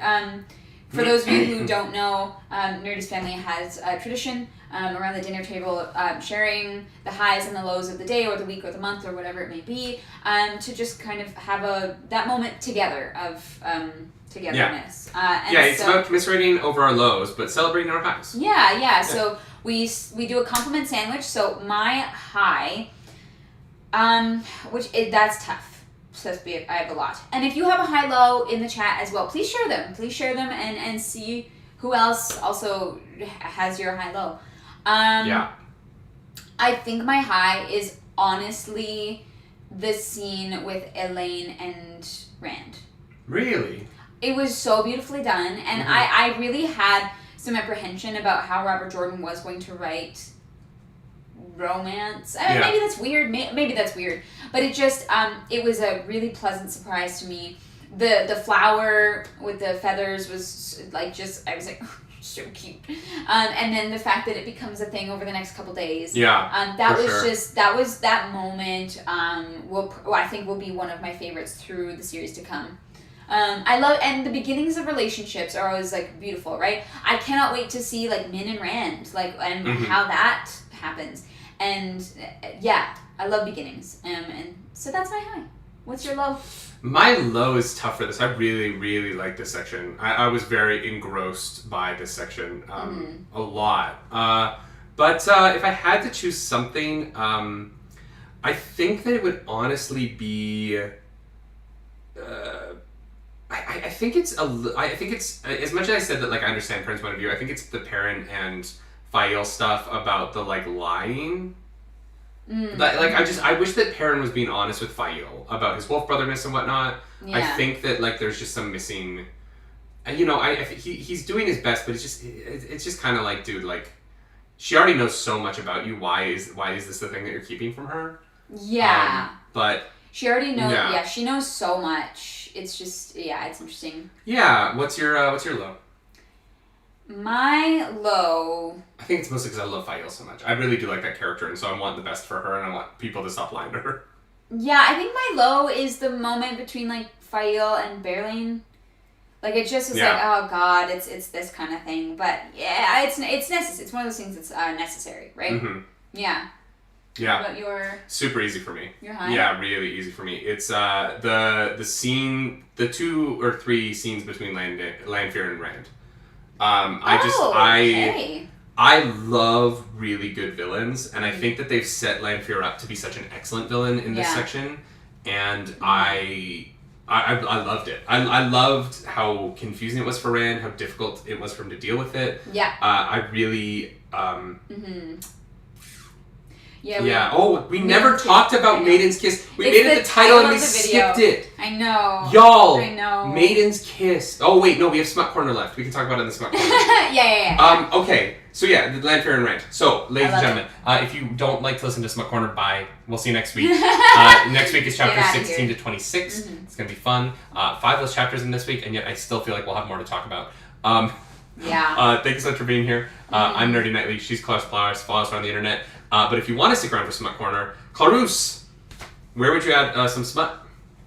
I mean, this section is already so horny. Yeah, Matt is getting the smut already. Matt is already getting the smut, so I'm not worried about him. The Maiden Spear thing was so funny because wasn't it Rurark who was like, who's like, Maiden Spear, and he's like, I want to play, and she's like, no one ever asks to play this. They're like Maiden's Kiss. Maiden's Kiss. Sorry, yeah. They're like, would you play Maiden's Kiss for a kiss? Yes. Yeah, I think the smut version of Maiden's Kiss is that they actually hold the spear right up against your dick, and it's if you go soft, You're gonna like droop onto it. It's gonna hurt. No, Yeah. no, I hate that. Oh my god. That's a little too hardcore for me. I think that Rand. I think that like if I was gonna add some smut here, I think that like Rand and Lanfear should have like, settled it sexual style. No. He should have held on to Kalandor so he could be all goated up with the sauce and they could get down sexual style. That's what I'm. No, I hate that. I hate that. Can so you imagine having sex with someone while they're holding like a sword? They're like, yeah. No. That's awful. Let's not do that. Matt and Thom are already spent. It's hard to add sex to those two because, like, honestly, it seems like they're pretty drained. You know what I mean? Yeah. I think that honestly, like, Faile and Perrin need to just. They need to bone down. They need to just accept that, like, that's where they're at. Yeah, 100%. My smut that I would add is that the Trollocs like turn on each other, and there's like some really like it's very confusing, and then it's like they all get like really turned on for some reason, and it's just the Rand just runs out a corner and he just sees like a pile of Trollocs. Just having an orgy with a couple fades in the middle of it, like because they're very confused about like lust and like anger. It seems like, and they like violence, so maybe they're just like really like pent up. Yeah, that's. I think Gawyn and Avienda. Egwene. Yeah. Yeah, Gawyn and Avienda. When they're riding back to the waste together, they're gonna like, get in the back of a carriage and just like kind of fool around. Oh my god. Where else? I feel like this goes. Oh no! The most obvious one. How did we miss it? What? Lan and Ruark. Lan and Ruark. Of course. No, Lan and Ruark. They smile at each other after they make fun of Rand together, and then they go out for a little lunch date. Yeah. A lunch date. Or you know what a good one would be? Like Gawyn is like, I don't love you anymore, Rand. Let's have sex one last time, like we did in my father's kitchen. Oh my god. They need some goodbye sex. Or no, like, could you imagine if the book started with like Rand and Egwene sleeping together, and in that moment realizing that like, that wasn't good. No, we're not. That's how they break up. That's how they break up. They look at each other and they're we are kind of not like, compatible. This is not gonna work actually, and they're both like, all right. Cool. Good times. Yeah. Nice to, yeah. Have fun. Elayne and all of Rand's reflections. Matthew, that's kinky. That is very. Oh, absolutely in front of Elayne, Joe Thomas. Elayne's taking notes. Elayne, yeah. Because Gawyn knows what Rand likes, so Elaine's like, oh my god. Okay, Alex, he likes a nibble on the thank ear. You for Good to know. Thank you for the super chat. Embrace yourselves. I can't wait for you talking about chapters 25, 26. Yeah. 16 to 26. Holy crap. Yeah. We got this. Y'all, we have to end the show. We have to go to Comic-Con. So if you're at Calgary Fan Expo this weekend, come say hi to us. We would love to see you in person. Yeah. We're also going to be at Star Wars Celebration next month. And then we're going to be at YetiCon the month after that. So and Dragon Con in September. And maybe Toronto Fan Expo in August. So if you're going to be at any of those cons, DM us, let us know. We would love to see you in person. We're going to be doing a live a live Star Wars book club. Yes, we're doing the Nerdy Wordy Book Club at Star Wars Celebration. It is a special one-off episode around the novel Brotherhood by Mike Chen. And so that's going to be live if you're going to go to Star Wars Celebration. Yeah, and this podcast is technically sponsored by something, but I don't know what the link is, so I can't say it. We'll save that for next time. So next week, we have a new sponsor for the Nerdy Wordy Book Club, y'all. For next week, yeah. So come next week, and we're going to be announcing something really cool. Yeah. We will actually announce it at the Nightly Morning Show on Monday. So come to the Nightly Morning Show on Monday if you want to find out about our new opportunity for you for free stuff. No, we are not doing Smut Corner at Star Wars Celebration. We have been asked to keep it. We are not allowed to do Smut Corner at Star Wars G-rated, Celebration. So, yeah. Disney emailed me to remind me. Yes. Well, not Disney, Lucasfilm. Someone from Star Wars was like, "Hey, so just a reminder, we're happy to have you at the show. Mm-hmm. It has to be family friendly." And I was like, "All right, we understand. We understand. Mm-hmm. It's Disney. We're not. Okay. We're excited to be there. We're not going to try and break the rules." Yeah. But yeah, thanks so much, y'all. We'll see you guys. Bye. Do something nerdy tonight.